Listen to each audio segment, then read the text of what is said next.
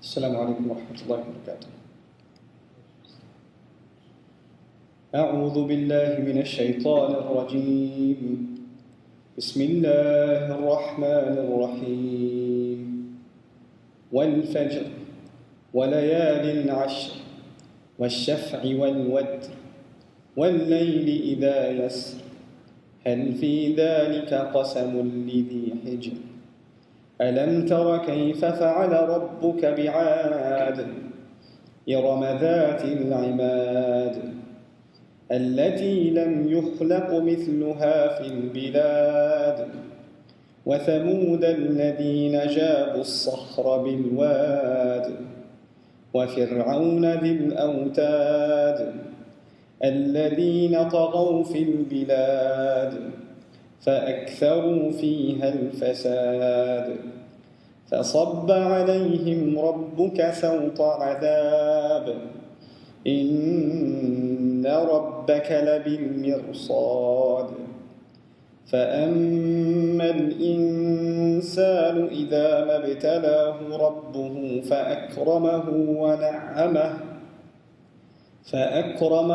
ونعمه فيقول ربي أكرمن وأما إذا ما ابتلاه فقدر عليه رزقه فيقول ربي أهانن كلا بل لا تكرمون اليتيم ولا تحاضون على طعام المسكين وتأكلون التراث أكلا لما وتحبون المال حبا جما كلا إذا دكت الأرض دكا دكا وجاء ربك والملك صفا صفا وجيء يومئذ بجهنم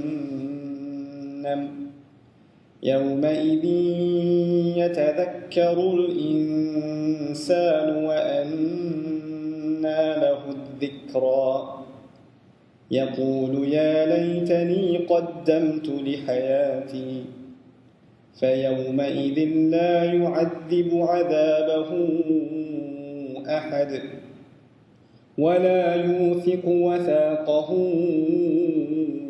أحد يا أيتها النفس المطمئنة ارجعي إلى ربك راضية مرضية فادخلي في عبادي وادخلي جنتي رب اشرح لي صدري ويسر لي أمري واحلل عقدة من لساني يفقهوا قولي والحمد لله رب العالمين والصلاة والسلام على سيد الأنبياء والمرسلين وعلى آله وصحبه ومن استنى بسنته إلى يوم الدين اللهم اجعلنا منهم ومن الذين آمنوا وعملوا الصالحات وتواصوا بالحق وتواصوا بالصبر آمين يا رب العالمين ثم أما بعد السلام عليكم ورحمة الله وبركاته আজকে আমরা সূরা ফাজর নিয়ে আলোচনা শুরু করব ইনশাআল্লাহ তাআলা। আশা করি পুরো সূরাটাই শেষ করতে পারবো। তো এই সিরিজে আমরা একটা বিশেষ দিক খতিয়ে দেখি, সেটা হলো কোরআনের সূরাগুলো একটার সাথে আরেকটা কিভাবে জুড়ে আছে। একটা সূরা শেষ হয়ে পরের সূরা শুরু হচ্ছে, এর মাঝে একটা গভীর সম্পর্ক থাকে। আগের সূরার শেষ কথা ছিল আল্লাহর পক্ষ থেকে একটা হুঁশিয়ারি। সূরা গাশিয়ায় আল্লাহ বলছেন ইন্না ইলাইনা ইয়াবাহুম সুম্মা ইন্না আলাইনা হিসাবাহুম, মানে হলো তারা আমাদের কাছেই ফিরে আসবে আর তাদের হিসাব নেওয়ার দায়িত্ব আমরাই নিয়েছি। এই প্রসঙ্গে আমরা আগেও আলোচনা করেছি, কিয়ামতের দিন কারো হিসাব নিকাশ হওয়া মানেই তার বরবাদি নিশ্চিত। যারা সেদিন নিরাপদ থাকবে তারা কোনো প্রশ্নের মুখেই পড়বে না। বিশ্বাসীদের বেলায় কি হবে? ফাআম্মা মান উতিয়া কিতাবাহু বিয়ামিনিহি ফাসাউফা ইউহাসিবু হিসাবাই ইয়াসিরা, যার আমলনামা ডান হাতে দেওয়া হবে তার হিসাব হবে একদম সহজ। আল্লাহ আমাদেরকে তাদের দলে শামিল করুন। তার হিসাব খুবই সহজ, মানে হলো তাকে কোনো প্রশ্ন করা হবে না। ফেরেশতারা এসে তাকে এমনিতেই যেতে দেবে, খুঁটিয়ে খুঁটিয়ে হিসাব দেখবে না। তো যাই হোক, এই সূরা শুরু হচ্ছে একটা কসম দিয়ে। কোরআনে কসমের ব্যাপারটা একটু বুঝে নেওয়া দরকার। ইংরেজি অনুবাদ পড়লে ব্যাপারটা ধরা মুশকিল। সেখানে লেখা থাকে বাই টাইম বা বাই দ্য আর্লি ডাউন, কিন্তু আজকাল তো আমরা এভাবে কথা বলি না, কোনো কিছুর নামে এভাবে কসম খাই না। তো তাই এই ধরনের কথা আজকের মানুষের কাছে একটু অচেনা লাগে। আসলে আজকের দুনিয়ায় কোথাও এভাবে কথা বলা হয় না, এটা পুরনো দিনের কথা বলার ধরন। তাহলে প্রশ্ন হলো, আগের মানুষেরা কেন কসম খেত? কোরআনে এই কসমগুলো কিভাবে ব্যবহার করা হয়েছে, এর উদ্দেশ্য কি? এই বিষয়ে আমরা আগেও কথা বলেছি, তবু আরেকবার মনে করিয়ে দেই ইনশাআল্লাহ তাআলা। প্রাচীন আরবরা কারো দৃষ্টি আকর্ষণ করতে চাইলে বলতো না যে এই শোনো বা এদিকে আসো, অথবা আমি যা বলবো সেটা জরুরি। তাদের পদ্ধতি ছিল ভিন্ন। যারা কথা শুনতে চায় না তাদের মনোযোগ টানার জন্য আরবরা কসম খেত। এটাই ছিল তাদের ভাষার রীতি। আল্লাহ যেসব কসম খান, ওয়াত্তিন ওয়াজ্জাইতুন ওয়াতুরি সিনিন ওয়াসুবহি ইযা আসফর ওয়াল্লাইলি ইযা ইয়াগশা, কোরআনের সব কসমই আসলে শ্রোতার মনোযোগ টানার জন্য।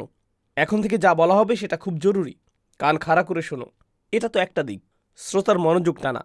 কিন্তু কোরআনের কসমে আরেকটা বিশেষ দিক আছে। আল্লাহ যেসব জিনিসের নামে কসম খান সেগুলো নিয়ে তিনি চান আমরা চিন্তা করি, যাতে সূরার আসল শিক্ষার জন্য আমরা প্রস্তুত হতে পারি। মানে কসমটা হলো সূরার ভূমিকার মতো। ধরুন আল্লাহ বলবেন যে মানুষ ক্ষতিতে আছে, ধ্বংসের মুখে আছে। সেই কথাটা বোঝার জন্য আগে আমাদের একটা বিষয় নিয়ে ভাবতে হবে। কি সেটা? আল আসর, সময় ফুরিয়ে আসছে, ফোঁটা ফোঁটা করে সময় ঝরে পড়ছে। এই হলো কসমের মূল কথা সংক্ষেপ। তো এই সূরাও শুরু হচ্ছে একটা কসম দিয়ে, অল ফাজর। কোরআনে দিনের বিভিন্ন সময় নিয়ে অনেক কসম আছে। ওয়াদ্দুহা, ওয়াশামস, সকাল সন্ধ্যা, লাল হয়ে যাওয়া সন্ধ্যাবেলা, এই ধারাবাহিকতারই অংশ এই কসমটা। আল্লাহ এখানে কসম খাচ্ছেন সেই সময়ের নামে যখন অন্ধকার চিরে ফেলা হয়, আলো ফুটতে শুরু করে। তো চলুন ফাজর শব্দটার মানে একটু খুঁটিয়ে দেখি ইনশাআল্লাহ তাআলা।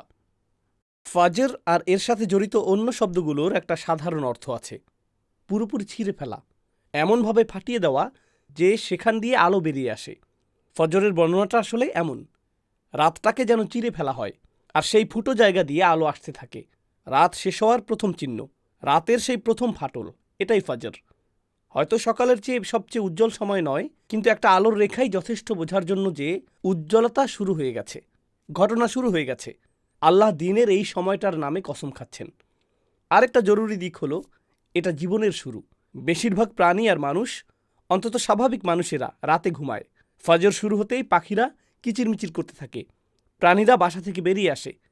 এটা হলো পৃথিবীতে জীবনের শুরু। আল্লাহ যখন রাতের বর্ণনা দেন তখন একটা বৈশিষ্ট্যের কথা বলেন, নিস্তব্ধতা আর মৃত্যু। ওয়াল্লাইলি ইযা সাজা, রাত যখন নিথর হয়ে যায়, একদম নিশ্চল, মৃত্যুর প্রতীক।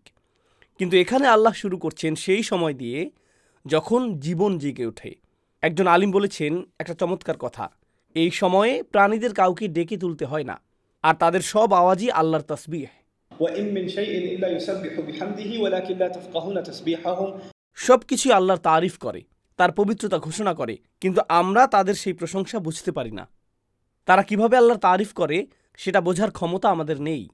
তবে স্বাধীন ইচ্ছাশক্তির অধিকারী প্রাণীদের মধ্যে শুধু বিশ্বাসী মানুষেরাই নিজে থেকে জেগে ওঠে এই সময় আল্লাহর ইবাদত করার জন্য। তাই আল্লাহ এই মহান সময়ের নামে কসম খান। এই সময়ের আরেকটা দিক জেনে নেওয়া দরকার।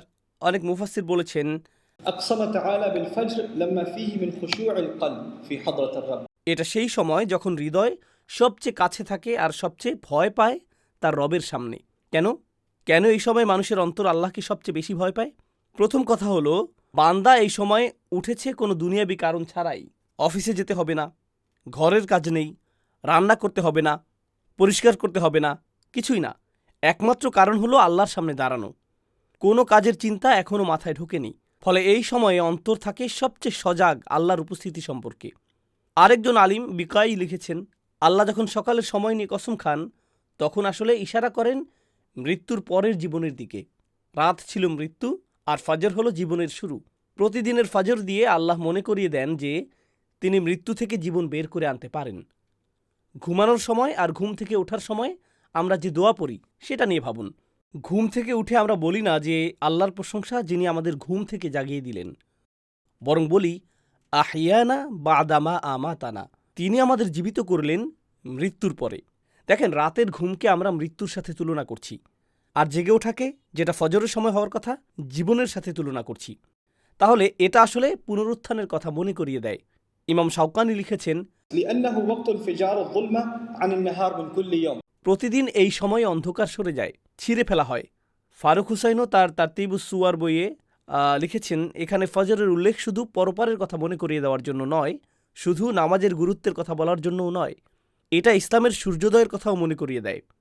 মানে হলো নবীজির সংগ্রামের মধ্য দিয়ে ইসলাম বিজয়ী হবে। এই সূরাটা মক্কি সময়ে এসেছে, এখন সব কিছু অন্ধকার, ইসলামের কোনো বিজয় নেই, ভবিষ্যৎ অনিশ্চিত, কিন্তু আল্লাহ গ্যারান্টি দিচ্ছেন, আল ফাজর বলে কসম খাচ্ছেন সেই সকালের নামে। সকাল যেভাবে অন্ধকার চিরে বেরিয়ে আসে, এই মিশনও শিরকের অন্ধকার চিরে বেরিয়ে আসবে। এই জমিনে তাওহীদ প্রতিষ্ঠিত হবে। ওয়ালায়ালিন আশর, পরের কসমটা আল্লাহ কাটছেন 10টি রাতের নামে। ভাষার দিক থেকে একটা বিষয় লক্ষ্য করুন, ফাজর শব্দে তো আলিফলাম ছিল, মানে নির্দিষ্ট সকাল বা ফজরের নামাজের কথা বলা হচ্ছে, কিন্তু এখানে বলছে 10 রাত, সেই 10 রাত বলছে না, আলিফলাম নেই।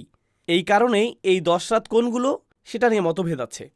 সাহাবীদের সময় থেকে শুরু করে পরের প্রজন্ম, তারপর আমাদের ইতিহাসের বেশিরভাগ মুফাসসির সবাই মোটামুটি 2 ভাগে ভাগ হয়ে গেছেন এই ব্যাখ্যা নিয়ে।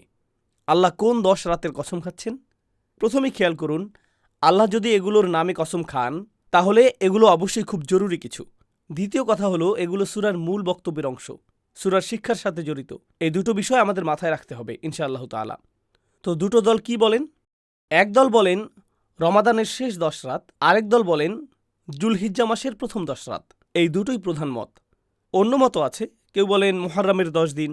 তবে সাহাবী, তাবেঈ আর মুফাসসিরদের বেশিরভাগই এই দুই মতের কোনো একটা ধরেন, রমজানের শেষ 10 অথবা জুলহিজ্জ মাসের প্রথম 10।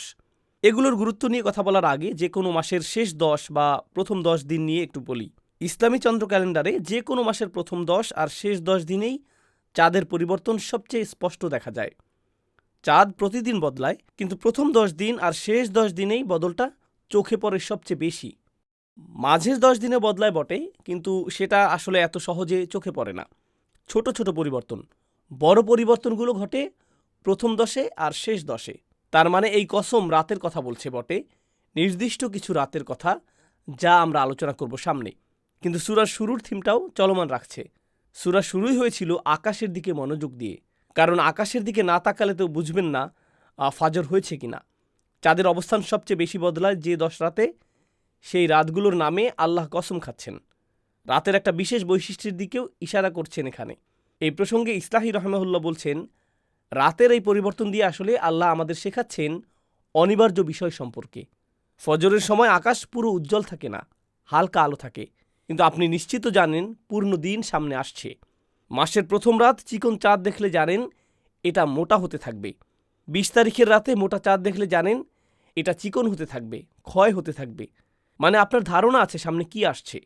এটা আগের কসমের সাথে সম্পর্কিত। ইসলামের বিজয় আসছেই, কতটা অনিবার্য সেটা চাঁদের দিকে তাকালেই বুঝবেন।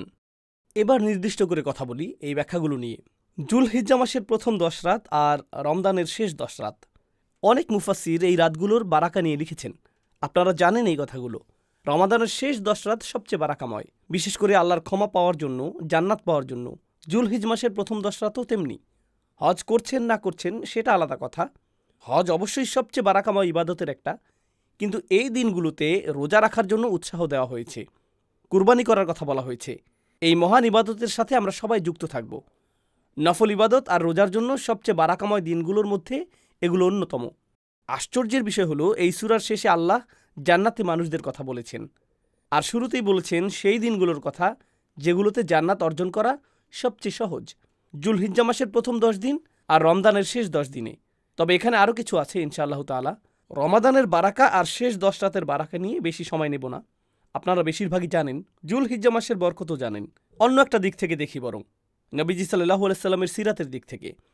শেষ 10 রাতের গুরুত্ব হলো এর মধ্যে লাইলাতুল কদর আছে। লাইলাতুল কদরে কোরআন নাজিল হয়েছে, তার মানে শেষ 10 রাত ঘিরে আছে ওহী শুরুর ঘটনাকে, নবীজি সাল্লাল্লাহু আলাইহি সাল্লামের মিশনের শুরুকে। আর জুলহিজ মাস, হজ ছিল সেই ঘটনা যা নবীজির মিশনের চূড়ান্ত বিজয় ঘোষণা করল বিদ্রোহী মক্কা শহরের ওপর। মক্কা কিভাবে বিজয় হলো? হজের সময়, হজের উপলক্ষে। তাহলে দেখুন, 10 রাত ইশারা করছে নবীজির মিশনের শুরুর দিক, আরেক 10 রাত ইশারা করছে নবীজির মিশনের সমাপ্তির দিক। আর কিভাবে আমরা ওলায়ালিন আশরকে দুটো মতই ব্যাখ্যা করতে পারছি, কারণ এখানে আলিফ লাম নেই। ওলায়ালিন আশর, কারণ এখানে আলিফ লাম নেই। ও আল্লায়ালিল আশর বলা হয়নি, সেই 10 রাত বলা হয়নি, বলা হয়েছে 10 রাত, খোলা রাখা হয়েছে, সুযোগ বিস্তৃত। তো দেখুন কি সুন্দর করে নবীজির পুরো সিরাত ধরা পড়ে গেছে 10টা বারাকাময় রাতের প্রতীকী উপস্থাপনায়। আল্লাহর ইবাদতের জন্য সবচেয়ে বারাকাময় 10 রাত এগুলো। কি সুন্দর, কত সংক্ষিপ্ত। আগের কসমের সাথে জুড়ে দিলে বোঝা যায় ইসলামের সূর্যোদয় কাছে। আর ফাজর তো কিয়ামতের দিনেরও প্রতীক। কিয়ামতের সবচেয়ে বড় নিদর্শন কি জানেন? নবীজির আশা। নবীজির আশার ব্যাপারটা কিভাবে ধরা পড়ল পরের 2 কসমে? তার মিশনের শুরু আর শেষ দিয়ে। প্রথম কথা, ইসলামের বিজয় নিশ্চিত। দ্বিতীয় কথা, কিয়ামত আশাটাও নিশ্চিত, কারণ তার আশা আর কোরআনের আশা নিজেই কিয়ামতের গ্যারান্টি।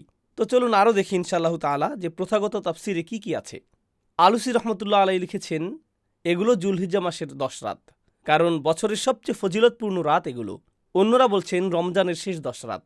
তিনি বুখারীর একটা হাদিস উল্লেখ করেছেন, নেক আমল এই দিনগুলিতে আল্লাহর কাছে সবচেয়ে পছন্দের, মানে জুলহিজ্জা মাসের 10 দিন। জিজ্ঞেস করা হলো, আল্লাহর পথে জিহাদও না?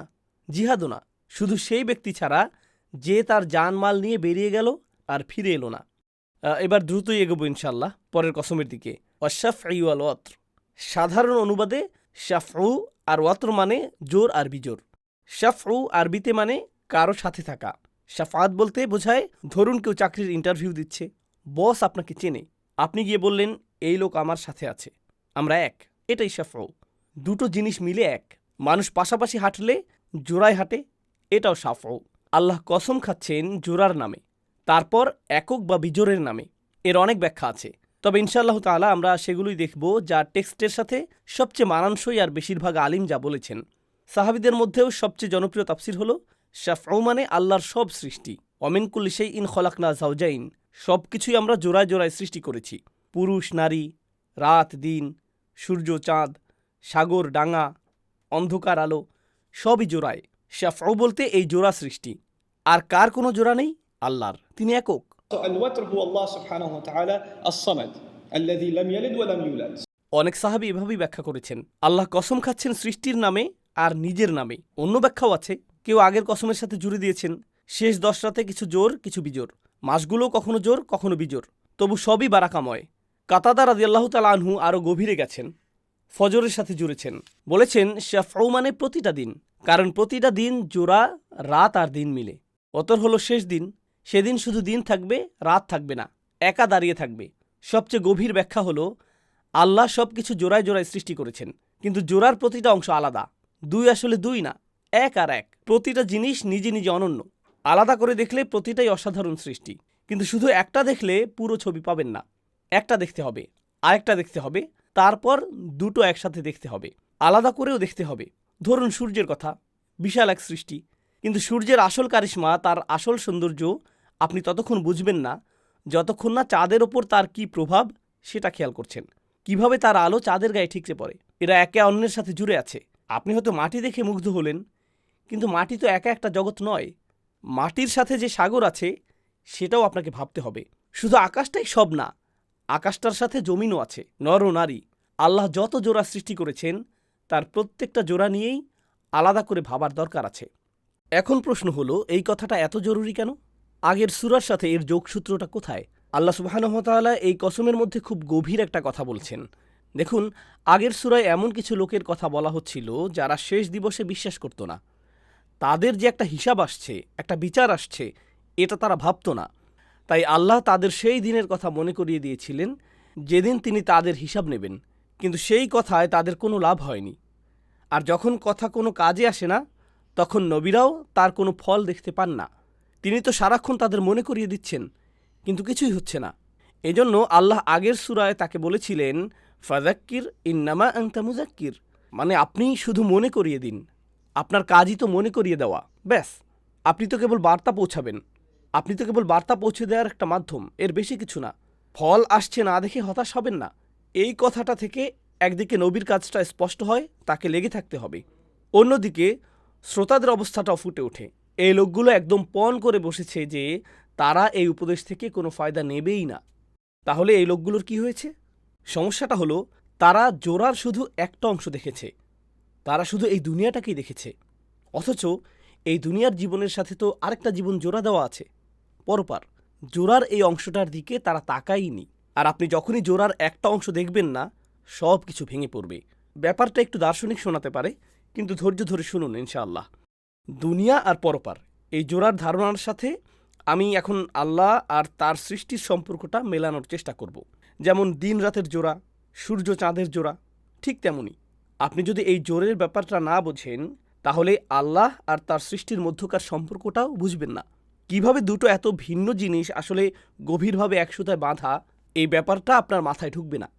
দেখুন, আপনি যদি আল্লাহকে বিশ্বাস করেন, তাহলে আপনাকে মানতেই হবে যে তিনি নিখুঁতভাবে ন্যায়পরায়ণ, পুরোপুরি ইনসাফ করেন, তিনি কোনো জুলুম করেন না।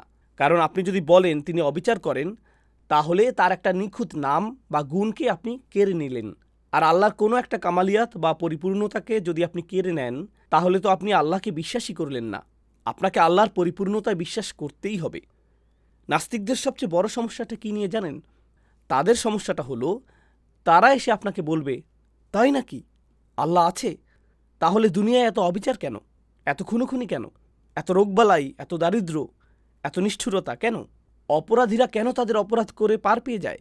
এই ধরনের প্রশ্নই তো তারা করে, তাই না? বিষয়টাকে আরেকটু সহজ করে দেখি, চলেন ইসলামের চোখে দেখি। ধরুন একজন মানুষ আরেকজন নিরপরাধ মানুষকে খুন করল। এর শাস্তি হিসেবে আপনি তার সাথে সর্বোচ্চ কী করতে পারবেন? আপনি তাকে পাল্টা খুন করতে পারবেন, তাই তো? চোখের বদলে চোখ, প্রাণের বদলে প্রাণ।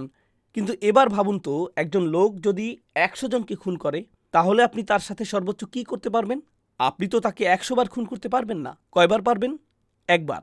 তাহলে দার্শনিক দিক থেকে ভাবলে এটা কি ন্যায় বিচার হলো? না, হলো না। এটা তো সুবিচার না। একইভাবে যারা ভালো কাজ করে তাদের কথাই ধরুন। শুধু খারাপ লোকদের কথা কেন বলবো? যারা ভালো কাজ করে তারা কি তাদের প্রাপ্যটা সবসময় পায়? যারা দান সাদকা করে, যারা সৎভাবে জীবন কাটায়, আপনি দুনিয়ায় সেরা মানুষগুলোর জীবনের দিকে তাকান। আলাইহিমুসসালাম, মুসা আলাইহিসসালাম, ইব্রাহিম আলাইহিসসালাম, ঈসা আলাইহিসসালাম, এরা ছিলেন উলুল আজমি মিনার রসুল, মানে সবচেয়ে দৃঢ়প্রতিজ্ঞ রসুল। তাদের জীবনটা দেখুন, সহজ ছিল? তারা তো সেরা মানুষ, তাদের তো সবচেয়ে বেশি পুরস্কার, সবচেয়ে বেশি আরামায়েশ পাওয়ার কথা ছিল। কিন্তু না, তাদের জীবন দেখলে মনে হবে তারাই সবচেয়ে বেশি কষ্টে ছিলেন। একজনকে আগুনে ছুঁড়ে ফেলা হলো, আরেকজনকে নিজের ছেলেকে কোরবানি করার মতো কঠিন পরীক্ষার মুখে পড়তে হলো। এরপর পালিয়ে বেড়ানো, খুনের দায়ে অভিযুক্ত হওয়া, মরুভূমির মাঝে গিয়ে অন্যের জন্য খাটুনি করা, কত যে কষ্ট। নূহ আলাইহিসসালাম 950 বছর ধরে মানুষকে আল্লাহর বাণী শুনিয়ে গেছেন।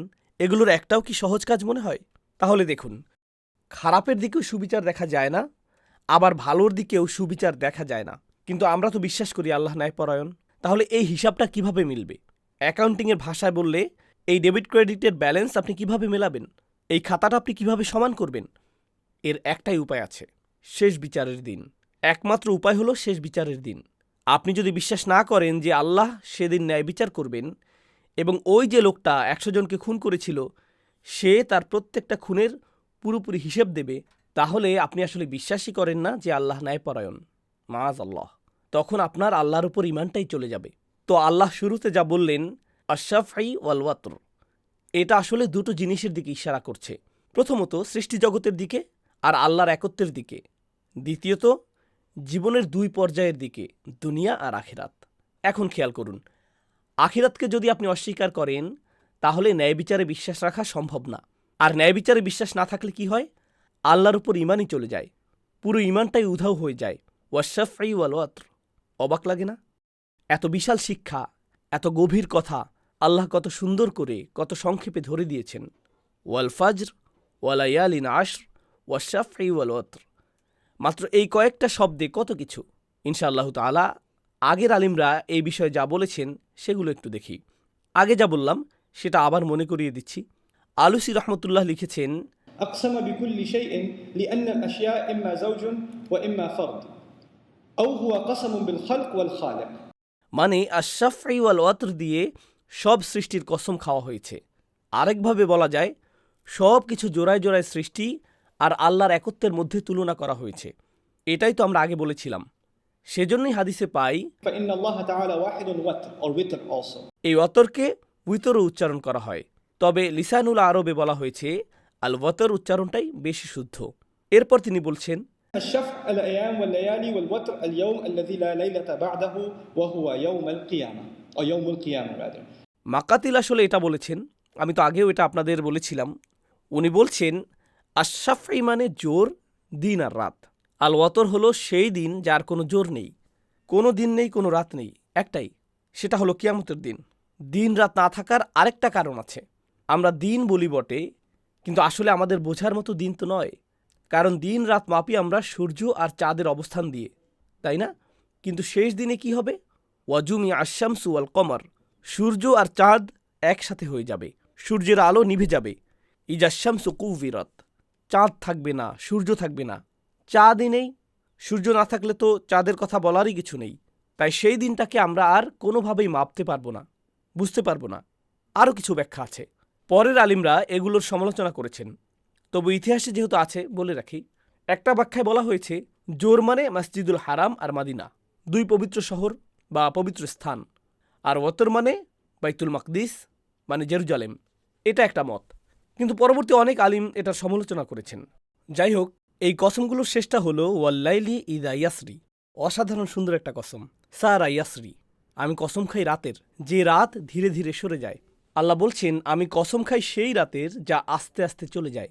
এখন আরবি ভাষার নিয়ম অনুযায়ী আমরা আশা করেছিলাম ওয়াল্লাইলি ইদা ইয়াসরিয়া শুনব, শেষে একটা ইয়া থাকার কথা, যেমন ইয়াজরিতে থাকে। তো ওয়াল্লাইলি ইদা ইয়াসরিয়া হওয়ার কথা ছিল, কিন্তু আল্লাহ আয়াতে ইয়া দেননি, শুধু কাসরা দিয়ে শেষ করেছেন। ওয়াল্লাইলি ইদা ইয়াসরি, শুধুই একটা কাসরা। প্রথমে বুঝি সারা ইয়াসরি বা সিরায়া মানে কি। এর মানে রাতের বেলা ভ্রমণ করা, রাতে বেড়ানো। আখফাস বড় একজন আলিম বা মুহাদ্দিস, ওনাকে জিজ্ঞেস করা হয়েছিল আল্লাহ এখানে ইয়া বললেন না কেন। তিনি বেশ কড়া শিক্ষক ছিলেন, বললেন 1 বছর পরে এসো, তখন উত্তর দেব। দেখি তো কতটা সিরিয়াস তুমি। ছাত্র সত্যি সত্যি 1 বছর পরে এলো, তখন তিনি উত্তর দিলেন। আসলে এই উত্তরটা প্রায় সব প্রাচীন তাফসিরেই পাবেন, আকশাফের এই জবাব। উনি বললেন সারা ইয়াসরি এই ক্রিয়াটা রাতের জন্য ব্যবহার হয় না, রাত নিজে বেড়ায় না। ইন্নামা ইউসরা ফিহি, রাতের মধ্যে বেড়ানো হয়, মানুষ রাতে বেড়ায়, রাত নিজে তো বেড়াতে পারে না। কিন্তু দেখুন, এখানেই আল্লাহর কুদরতের প্রকাশ। মানুষ নিজের ওপর নিয়ন্ত্রণ রাখতে পারে, কিন্তু সময়ের উপর পারে না। নিজেকে নিয়ন্ত্রণ করতে পারলেও সময়কে নিয়ন্ত্রণ করতে পারে না মানুষ। তাহলে সময়ের উপর একমাত্র কার নিয়ন্ত্রণ? আল্লাহর। তিনিই রাতকে চলাচল করান, তিনি রাতকেও বেড়াতে বাধ্য করেন। আর এই কসমটা প্রথম কয়েকটার সাথে যেভাবে জুড়ে আছে সেটা আরও চমৎকার। 4টা কসম তো এখানে, প্রথমটা ওয়াল ফাজর, শেষটা ওয়াল্লাইলি ইদা ইয়াসর। এই দুটো আসলে সংযুক্ত, আর মাঝের দুটো সংযুক্ত, ওয়ালায়ালিন আশর ওয়াশাফি ওয়াল ওয়াতর, 10 রাত আর জোর বিজোর। বলেছিলাম তো ওই দুটো পরস্পর সম্পর্কিত। তো প্রথম আর চতুর্থটা সংযুক্ত, দ্বিতীয় আর তৃতীয়টা সংযুক্ত। প্রথম আর চতুর্থের মধ্যে সম্পর্কটা কি? আগে কি আসে, ফজর নাকি রাতের সরে যাওয়া? ফজর, ঠিক না? ধরুন 3টা বাজে, এখনও ফজর হয়নি, কিন্তু আপনি বুঝতে পারছেন ফজর আসছে, তখন আপনি বলবেন ওয়াল্লাইলি ইদা ইয়াসর, আমি কসম খাই সেই রাতের। রাত সরতে শুরু করলেই বোঝা যায় ফজর আসছে। তাই সময়ের ধারাবাহিকতায় আমরা কি আশা করছিলাম? প্রথমে ওয়াল্লাইলি ইদা ইয়াসর, পরে ফজর। এটাই তো স্বাভাবিক। আল্লাহ কি উল্লেখ করলেন আগে? ফজর আগে। তাই সময়ের ধারাবাহিকতায় আমরা কি আশা করছিলাম? প্রথমে ওয়াল্লাইলি ইদা ইয়াসর, পরে ফজর। এটাই তো স্বাভাবিক। আল্লাহ কি উল্লেখ করলেন আগে? ফজর আগে, রাতের সরে যাওয়া পরে। রাতের চলে যাবার কসম খাচ্ছেন পরে। এটা আসলে কি? বড় নিদর্শনকে ছোট নিদর্শনের আগে উল্লেখ করা। বড় নিদর্শন হলো কিয়ামত, কিন্তু কিয়ামত আসার ইঙ্গিত কি আছে? এখানে দেখা যাচ্ছে না। সেই আলো এখনো ফোটেনি, সেই ফজর এখনো শুরু হয়নি। তবু কি এর আলামত আছে? রাত কি সরতে শুরু করেছে? হ্যাঁ, সেটা হলো নবীজির আগমন। বলেছিলাম তো, শেষ দিনের সবচেয়ে বড় নিদর্শন নবীজির আগমন। মাঝের 2 কসমে এটাই ধরা আছে। সুবহানাল্লাহ, মাঝের 2 কসমই এটা আমরা পাই। তো শুরু থেকে শেষ পর্যন্ত সব কসমই পরস্পর সংযুক্ত। এরপর এই সূরায় আল্লাহ যা বলেছেন সেটা সত্যি অবাক করে দেয়, মুমিনদের কল্পনাকে নাড়া দেয়। তিনি বলছেন হাল ফি যালিকা কসামুল লিযি হিজর, এর মধ্যে কি কসম আছে? মানে আমি যেসব কসম খেয়েছি এগুলোর মধ্যে এই বক্তব্যে কি যথেষ্ট কসম আছে? সহজ বাংলায় বললে, এটা কি যথেষ্ট শক্তিশালী কসম? ব্যাপারটা বোঝানোর জন্য এতটুকু কি যথেষ্ট? লিযি হিজর মানে পাথরের মতো শক্ত বুদ্ধিসম্পন্ন মানুষদের জন্য। আরবিতে হিজির মানে বড় পাথর, বোল্ডার। এই শব্দটা প্রাচীন আরবিতে বুদ্ধি বোঝাতে ব্যবহার হতো। আল আকল বিমান আল আকল, এখন প্রশ্ন হলো, বড় পাথরের সাথে বুদ্ধির সম্পর্ক কি? আরবদের কাছে বুদ্ধি ছিল একটা লাগাম, এমন জিনিস যা আপনাকে আটকায়, নিয়ন্ত্রণ করে, এমন কাজ থেকে বিরত রাখে যা আপনি অন্যথায় করে ফেলতেন। সোজা কথায় বলি, বুদ্ধি না থাকলে আপনি আগুন ছুঁয়ে দেখতেন, বুদ্ধি থাকলে সেটা আপনাকে আটকাবে, তাই না? তো বুদ্ধিকে তারা দেখত এমন কিছু হিসেবে যা ক্ষতিকর জিনিস থেকে আপনাকে দূরে রাখে। আর কোন জিনিসটা আপনার যাওয়ার পথে সবচেয়ে বড় বাধা হতে পারে? একটা বিশাল পাথর। সেজন্যই তারা বুদ্ধিকে তুলনা করত বড় পাথরের সাথে, যেন সামনে একটা প্রাচীর যা আপনাকে এগোতে দেয় না। আল্লাহ এই হিজর শব্দটা ব্যবহার করেছেন এমন মানুষদের বোঝাতে যাদের বুদ্ধিতে প্রচণ্ড সংযম আছে। শুধু চালাক মানুষদের কথা বলা হচ্ছে না, এখানে বলা হচ্ছে এমন মানুষদের কথা যাদের জ্ঞান তাদেরকে থামায়, আবেগ আর প্রলোভনের পেছনে ছোটা থেকে বিরত রাখে। তাদের নিয়ন্ত্রণ আছে নিজেদের ওপর, প্রচুর নিয়ন্ত্রণ। এগোবার আগে তারা থামে, ভাবে, যেন একটা বাধা তাদের আটকে রেখেছে, সামনে বড় পাথর আছে। এই কথাটা বলে এসব কসমের মধ্যে কি যথেষ্ট কসম আছে? মানে ওয়াল ফাজর ওয়ালায়ালি নাসর ওয়াশাফি ওয়াল ওতর ওয়াল্লাইলি ইযা ইয়াসর, এই সবের মধ্যে কি যথেষ্ট কসম আছে গভীর বুদ্ধিসম্পন্ন মানুষদের জন্য, শক্ত বুদ্ধির মানুষদের জন্য, যারা নিজেদের প্রলোভন সামলাতে পারে? আল্লাহ আজ্জাল্লাহ এখানে বলছেন, এগিয়ে যেও না এমনি এমনি, এই কসমগুলো নিয়ে চিন্তা করো। ভালো বুদ্ধির আলামত হলো এই কসমগুলোতে সময় দেওয়া। আল্লাহ সাধারণত এমনটা করেন না সুবহানাহু ওয়া তাআলা। সাধারণত আল্লাহ কসম খাওয়ার পর ফিরে এসে বলেন না যে ওই কসমটায় মনোযোগ দাও, এটা করেন না তিনি। তাই কোরআনে এটা আসলে খুবই বিশেষ একটা জায়গা। আল্লাহ আজ্জাল্লাহ এখানে এমনটা করেছেন। কসমের উপর জোর দেওয়ার আর মাত্র দুটো উদাহরণ আছে। কখনো আল্লাহ নিজেই বলেন আমি কসম খাই, ওয়াল লাইল ওয়াশ-শামস ওয়াল কমর ওয়াস-সুবহ, এগুলো না বলে তিনি বলেন লা উকসিমু বিয়াউমিল কিয়ামাহ লা উকসিমু বিহাযাল বালাদ। এটা একটা পদ্ধতি কসমে জোর দেওয়ার। আরেকটা পদ্ধতি হলো ওয়া ইন্নাহু লাকসামুল লাউ তা'লামুন আযীম, নিশ্চয়ই এটা এমন একটা কসম যদি তোমরা জানতে কত বিশাল। বিশাল কসম এটা, যদি একটুখানি ধারণা থাকতো তোমাদের। আল্লাহ এভাবে বলছেন যে ওই কসম, আল্লাহ যেমন বলেন ফালা উকসিমু বিমাওয়াকিআন নুজুম ওয়া ইন্নাহু লাকসামুল লাউ তা'লামুন আযীম, আমি কসম খাই তারকারাজির স্থানের, যদি তোমাদের ধারণা থাকতো এটা কত বিশাল কসম। একটু ধারণা থাকলে বুঝতে। আসলে আলিমরা বলেন তারকারাজির স্থান, এই কসমটা ইশারা করছে কোরআনের আয়াতগুলোর স্থানের দিকে, কোরআনে তাদের বিন্যাসের দিকে। সেই কসমের শেষে কি বলা হয়? ইন্নাহু লাকুরআনুন কারীম ফি লাওহিম মাহফুজ। সুবহানাল্লাহ। মহান কোরআনের কথা বলতে গিয়ে তিনি তুলনা করলেন মহাবিশ্বে তারকারাজির স্থানের সাথে। কিন্তু এই কসমে তিনি বলছেন, এসব কসমে কি যথেষ্ট প্রমাণ আছে তোমাদের থামার জন্য, তোমাদের আটকে রাখার জন্য, আক্ষরিক অর্থেই তোমাদের পায়ে শিকল পরানোর জন্য? দেখি প্রাচীন আলিমরা এই ব্যাপারে কি বলছেন। ইন্না হাযাল কসম আযীমুন ইনদা যুবিল উকুল ওয়াল আলবাব। আলুসি রহমতুল্লাহ ও শাওকানি লিখেছেন, নিশ্চয়ই এই কসম মহান, কিন্তু শুধু তাদের কাছেই যাদের বুদ্ধি আছে, যাদের গভীর খাঁটি বুদ্ধি আছে, যারা উঁচু বিষয় নিয়ে ভাবে। فمن كان ذا لب وعقل علم أن ما أقسم الله عز وجل به من هذه الأشياء فيها عجائب। আল্লাহ যাকে সঠিক বুদ্ধি দিয়েছেন সে সাথে সাথে বুঝবে যে আল্লাহ এমন সব জিনিসের কসম খেয়েছেন যেগুলো অসাধারণ, বিস্ময়কর। কত কম শব্দ অথচ কত শিক্ষা এই অল্প কথার মধ্যে। আল্লাহ কসম খাচ্ছেন ফজরের, 10 রাতের, তারপর কসম খাচ্ছেন জোর আর বিজোরের, আর শেষ রাতের, যে রাত বিদায় নিতে চলছে।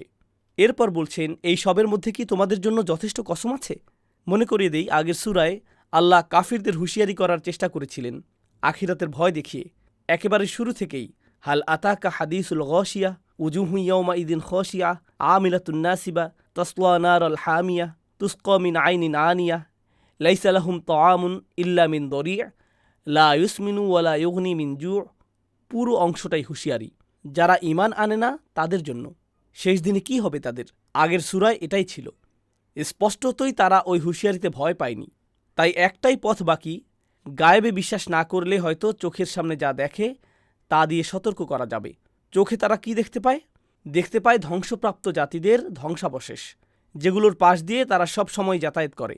এই কসমগুলো নিয়ে ভাবতে না চাইলে, সামনে কি আছে তা নিয়ে ভাবতে না চাইলে, অন্তত অতীতে কি হয়েছে সেটা নিয়ে ভাবো, তোমাদের আগে কি ঘটেছিল সেটা ভাবো। সেজন্যই আমরা পাই আলাম তারা কাইফা ফাআলা রাব্বুকা বিআদ। এই সূরায় আমরা দেখি তুমি কি দেখোনি? অবশ্য এখানে কথাগুলো বলা হচ্ছে নবীজিকে। তুমি কি দেখোনি? আল্লাহ যে তার নবীজির সাথে কথা বলছেন, রাসূল সেটা তেলাওয়াত করছেন। ফলে আর কে শুনছে? সবাই শুনছে, ঠিক না? সেই সময়ের সব উপস্থিত শ্রোতা, এমনকি কাফিররাও শুনছে। আল্লাহ রসুলের সাথে কথা বলছেন বটে, কিন্তু শ্রোতা শুধু রসুল নন, কারণ তার কাজ হলো ইয়াতলু আলাইহিম আয়াতিহি, তাদের কাছে আয়াত তিলাওয়াত করা। তারাও তো শুনছে। আল্লাহ তার সাথে কথা বলছেন, কিন্তু তারাও শুনছে আর মনে মনে ভাবছে, আলাম তারা কাইফা ফাআলা রব্বুকা বিআদ, তুমি কি দেখোনি তোমার রব কি করেছিলেন? তোমার রব কিভাবে আচরণ করেছিলেন আদ জাতির সাথে? এখানে কয়েকটা বিষয়। তারা, তুমি কি দেখোনি? আগের সূরাতেও কিছু দেখতে বলা হয়েছিল। আফালা ইয়ানজুরুনা ইলাল ইবিলি কাইফা খুলিকাত ওয়া ইলাস সামাই কাইফা রুফিআত, তারা কি উটের দিকে তাকায় না, আকাশের দিকে তাকায় না, পাহাড়ের দিকে তাকায় না, পৃথিবীর দিকে তাকায় না? তাদের তাকাতে বলা হয়েছিল। আরবিতে নজর, আগের সূরায় ইয়ানজুরু, এর মানে এক দৃষ্টিতে তাকানো, মনোযোগ দিয়ে দেখা আর গভীরভাবে চিন্তা করা, দেখতে দেখতে ভাবা। কিন্তু এখানে আলাম তারা ভিন্ন শব্দ দেখার জন্য। অনুবাদে এই পার্থক্যটা ধরা পড়বে না। অনুবাদে পাবেন তারা কি উট দেখে না, তুমি কি দেখোনি কি হয়েছিল, দুটোতেই দেখা শব্দ পাবেন, পার্থক্যটা বুঝবেন না। এখানে ভিন্ন শব্দ ব্যবহার হয়েছে, রুইয়া। আরবিতে তারা এমন কিছুর জন্য ব্যবহার হয় যা চোখে দেখার বিষয় নয়।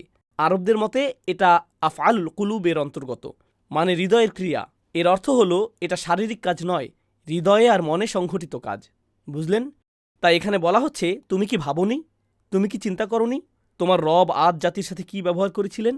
আল্লাহ বলেননি তুমি কি দেখোনি তোমার রব তাদের সাথে কি করেছিলেন, দেখোনি তাদের কি হয়েছিল? আল্লাহ বলছেন কিভাবে। প্রশ্নটা মা যা ফাআলা রব্বুক নয়, প্রশ্নটা হলো কাইফা ফাআলা রব্বুক, তাদের সাথে তিনি কিভাবে এটা করলেন। এই কিভাবে শব্দটা খুবই জরুরি, কারণ এই আদ জাতি, আল্লাহ এখন যাদের কথা বলতে যাচ্ছেন তাদের সম্পর্কে কিছু জানা দরকার আপনাদের। অত্যন্ত শক্তিশালী জাতি ছিল, বিশাল বিশাল খুঁটি আর পিলার বানানোর জন্য বিখ্যাত ছিল। এই মানুষগুলোকেই বলা হতো জাউইলিমাদ, নিজেরাই যেন খুঁটি আর পিলার, মানে খুব লম্বা ছিল তারা। কেউ যুদ্ধে লড়ত না তাদের সাথে, কারণ জিনগতভাবেই বেশ শক্তিশালী ছিল এই মানুষগুলো। আল্লাহ আজ্জাল্লাহ তাদের শক্তির কথা উল্লেখ করেছেন, ইরমা যাতিল ইমাদ আল্লাযী লাম ইখলাক মিসলুহা ফিল বিলাদ। এই আয়াতগুলো আসবে পরে। যে জাতিগুলো এসব বিস্ময়কর স্থাপত্য বানিয়েছিল, এত শক্তিশালী আর অপরাজেয় ছিল, আরবরা পাশের শহরগুলো দিয়ে যাওয়ার সময় দেখত এসব শহরের ধ্বংসাবশেষ। মনে প্রশ্ন জাগত, এরা এত শক্তিশালী ছিল, কিভাবে ধ্বংস হলো তারা? প্রথম প্রশ্নটাই হলো, এত শক্তিশালী মানুষ কিভাবে সম্ভব যে তারা পরাজিত হলো? কে পরাজিত করলো তাদের? এরাই তো বলতো আমাদের চেয়ে শক্তিশালী কে আছে, আমাদের চেয়ে বেশি শক্তি কার আছে? তাই আল্লাহ তার রসুলকে চিন্তা করতে বলেছেন আলাইহিসসালাম, কিভাবে তোমার রব তাদের সাথে আচরণ করেছিলেন। এখানে দুটো দিক আছে। প্রথমত, এটা নবীজির জন্য উৎসাহ। কিভাবে উৎসাহ? ভাবছেন এই কুরাইশরা খুব শক্তিশালী, ভাবছেন তাদের অনেক ক্ষমতা আর যখন ইচ্ছে মুমিনদের নির্যাতন করতে পারবে। সূরা বুরুজে পড়েছিলাম এই ব্যাপারে, ইন্নাল্লাযীনা ফাতানুল মুমিনিনা ওয়াল মুমিনাতি সুম্মা লাম ইয়াতুবু। ভাবছেন নির্যাতন করে পার পেয়ে যাবে? তাদের চেয়ে অনেক বেশি শক্তিশালী মানুষ ছিল। দেখেছেন তাদের সাথে কি ব্যবহার করা হয়েছিল? সুতরাং চিন্তা করবেন না, আল্লাহর ক্ষমতা আছে তাদের নিয়ন্ত্রণ করার। এটা একদিক। অন্যদিকে এটা কাফিরদের জন্য হুমকি। একই বক্তব্য নবীজির জন্য সান্ত্বনা, আবার একই সাথে কাফিরদের জন্য হুমকি। চমৎকার ব্যাপার হলো, আগের সূরায় আল্লাহ তার রাসূলকে আদেশ দিয়েছিলেন অন্যদের স্মরণ করিয়ে দিতে, ফাযাক্কির, স্মরণ করিয়ে দাও। আর এই সূরায় আল্লাহ নিজেই স্মরণ করিয়ে দিচ্ছেন তার রাসূলকে, বলছেন আলাম তারা, তুমি কি দেখোনি? শব্দচয়নটা লক্ষণীয়, কারণ কোরআনে এটাই শেষবার আদের উল্লেখ। এর পরের সূরাগুলোতে মুসাফের শেষ পর্যন্ত আদের আর কোনো উল্লেখ নেই। এর আগে কি আদের কথা অনেকবার এসেছে? অবশ্যই। তো সেই আলোচনার শেষে এসে যেন শিক্ষক ছাত্রকে বলছেন, দেখোনি, এ নিয়ে তো আগেই ভেবেছ, এত কিছু তো বলেছি এ ব্যাপারে, বুঝতে পারছেন? এটা যেন ধ্বংসপ্রাপ্ত জাতিদের নিয়ে চূড়ান্ত বক্তব্য। খুব সুন্দরভাবে এসেছে এই সূরায়। আলাম তারা কাইফা ফাআলা রব্বুকা বিআদ। আগের সূরায় আল্লাহ বলেছিলেন ফায়ুআযযিবুহুল্লাহুল আযাবাল আকবার, যে মুখ ফিরিয়ে নেয় আর কুফরি করে আল্লাহ তাকে শাস্তি দেবেন, ধ্বংস করবেন। আদ সম্পর্কে কিছু তথ্য না জানলে বলে রাখি, কাতাদা রাদিয়াল্লাহু তাআলা আনহুর মতে নূহ আলাইহিস সালামের ৩ বা ৪ প্রজন্মের পরের জাতি তারা। এরা ইয়েমেনের মানুষ ছিল। তাদের কাছে পাঠানো রাসূল ছিলেন হুদ আলাইহিস সালাম। তাদের বিখ্যাত অহংকারী উক্তি ছিল, মান আশাদ্দু মিন্না কুওয়া। অনুবাদ করলে খুব পরিচিত লাগবে, আমাদের চেয়ে শক্তিশালী কে? আমাদের মতো সামরিক ক্ষমতা কার আছে? কে আমাদের মোকাবেলা করবে? আমরাই তো ১ নম্বর। ইবনু কাসির রাহিমাহুল্লাহ বলেন, আদ জাতি হল প্রথম আদ। আল্লাহ তাদের কাছে রাসূল হিসেবে হুদ আলাইহিস সালামকে পাঠিয়েছিলেন, কিন্তু তারা তাকে মিথ্যাবাদী বলেছিল, তারা বিরোধিতা করেছিল, তারা ছিল অহংকারী, অত্যাচারী, বিদ্রোহী আর আল্লাহর অবাধ্য। তাদের সবচেয়ে বড় অপরাধ ছিল তারা তাদের কাছে পাঠানো রাসূলদের মিথ্যাবাদী বলেছিল। তাই আল্লাহ এখানে উল্লেখ করেছেন কিভাবে তিনি তাদের মতো একটা শক্তিশালী জাতিকেও ধ্বংস করে দিয়েছিলেন, চুরমার করে দিয়েছিলেন। আল্লাহ তাদেরকে কেবল মানুষের মুখে মুখে ফেরা একটা গল্পের বিষয় বানিয়ে ছেড়েছেন, এমন এক গল্প যা শুনলে মানুষ চমকে ওঠে।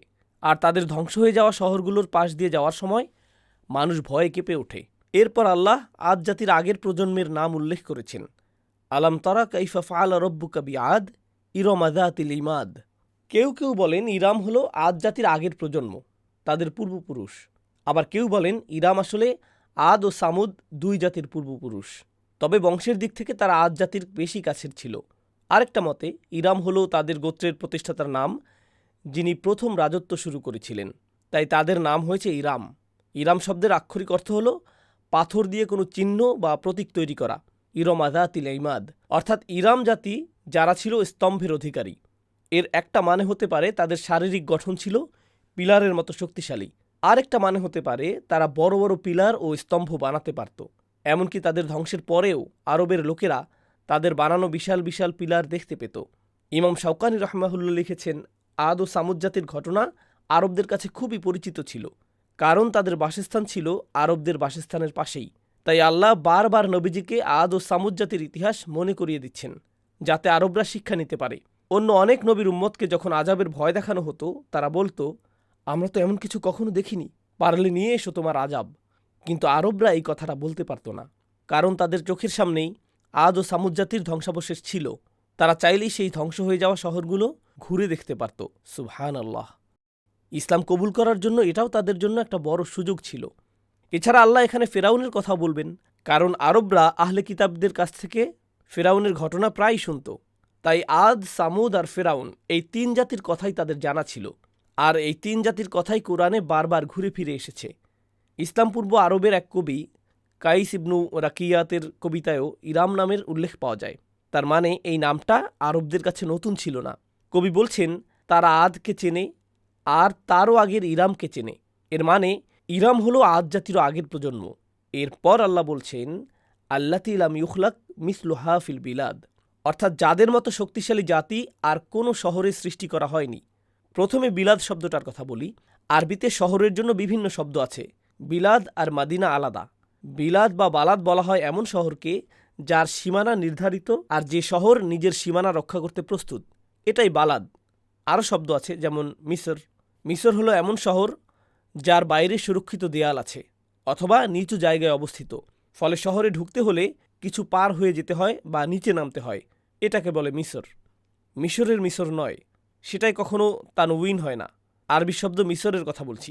এখানে আল্লাহ বললেন বিলাদ, মানে এই সুরক্ষিত শহরগুলো, এই বড় বড় সভ্যতাগুলো আরবদের দৃষ্টিকোণ থেকে দেখলে এমন কিছু আগে কখনো দেখা যায়নি। এই ধরনের শক্তি, এই ধরনের নির্মাণ ক্ষমতা, এই ধরনের সভ্যতা, এই ধরনের সামরিক শক্তি কেউ দেখেনি।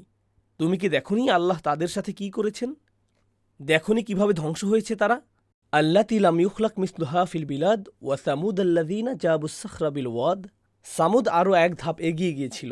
আল্লাহ সামুদ সম্পর্কে বলছেন অন্য কথায়, আলাম তারা ইলা সামুদ আল্লাযীনা জাবুস সাখরা বিল ওয়াদ। এটা ধারাবাহিকতা।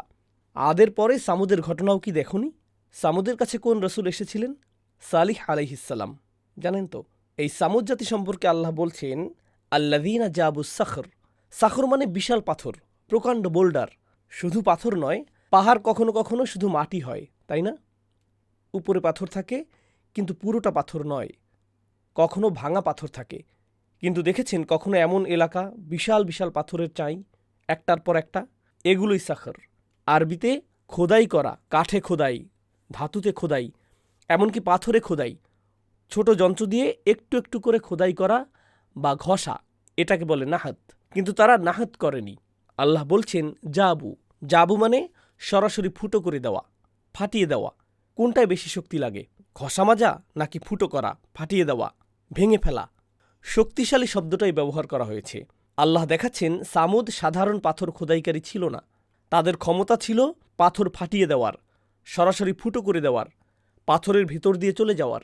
জাবুস সাখর। ভাবুন তো, কোনো ড্রিল নেই, বিশাল যন্ত্রপাতি নেই, হাইড্রোলিক্স নেই চাপ দেওয়ার জন্য। তাহলে কি আছে তাদের? মানুষের শক্তি। অবিশ্বাস্য শক্তিশালী মানুষ ছিল তারা। আল্লাহ বলছেন জাবুস সাখর, তারা বোল্ডারেও ফুটো করত, ড্রিল করত।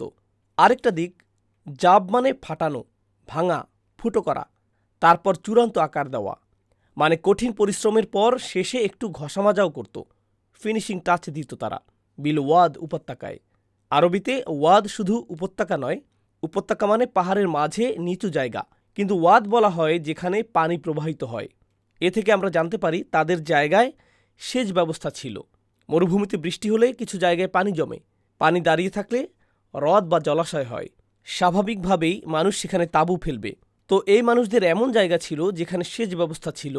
আর্থিকভাবে সমৃদ্ধির দিক থেকে তারা সচ্ছল ছিল, নিজেরাও খুব দক্ষ ছিল নির্মাণ আর অবকাঠামো তৈরিতে।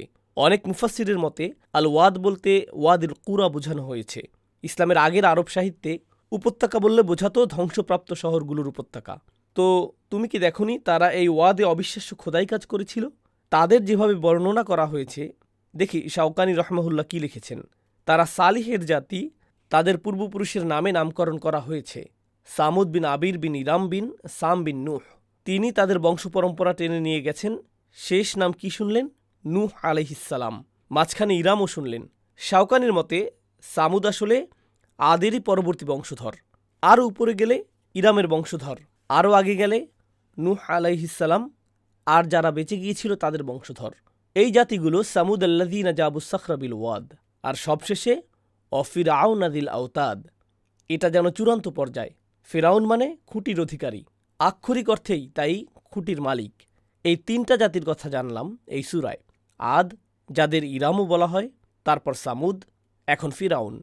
আল্লাহ তার সম্পর্কে বলছেন খুঁটির অধিকারী। এর মানে কি? তিনভাবে ব্যাখ্যা করা হয়েছে। প্রথমত, খুঁটি দিয়ে তাঁবু মাটিতে গাড়া হয়। প্রাচীন সেনাবাহিনী সফরে গেলে, এমনকি আধুনিক সেনাবাহিনীও শিবির স্থাপন করলে কি করে? তাঁবু খাটায় মাটিতে খুঁটি গেড়ে। ওপর থেকে দেখলে দেখবেন তাঁবুর সমুদ্র, বোঝা যায় সেনাবাহিনী চলাচল করছে। ফেরাউন বিশাল সেনাবাহিনীর জন্য বিখ্যাত ছিল, তাই তাকে বলা হয় খুঁটির অধিকারী। এটা একটা ব্যাখ্যা। দ্বিতীয় ব্যাখ্যা হল নির্যাতনের পদ্ধতি। বিদ্রোহীদের নির্যাতনের একটা পদ্ধতি ছিল। কিছু বর্ণনায় আছে আসিয়া রাদিয়াল্লাহু আনহার সাথে এটা করেছিল শুলে চড়ানো আর খুঁটি দিয়ে গেঁথে দেওয়া।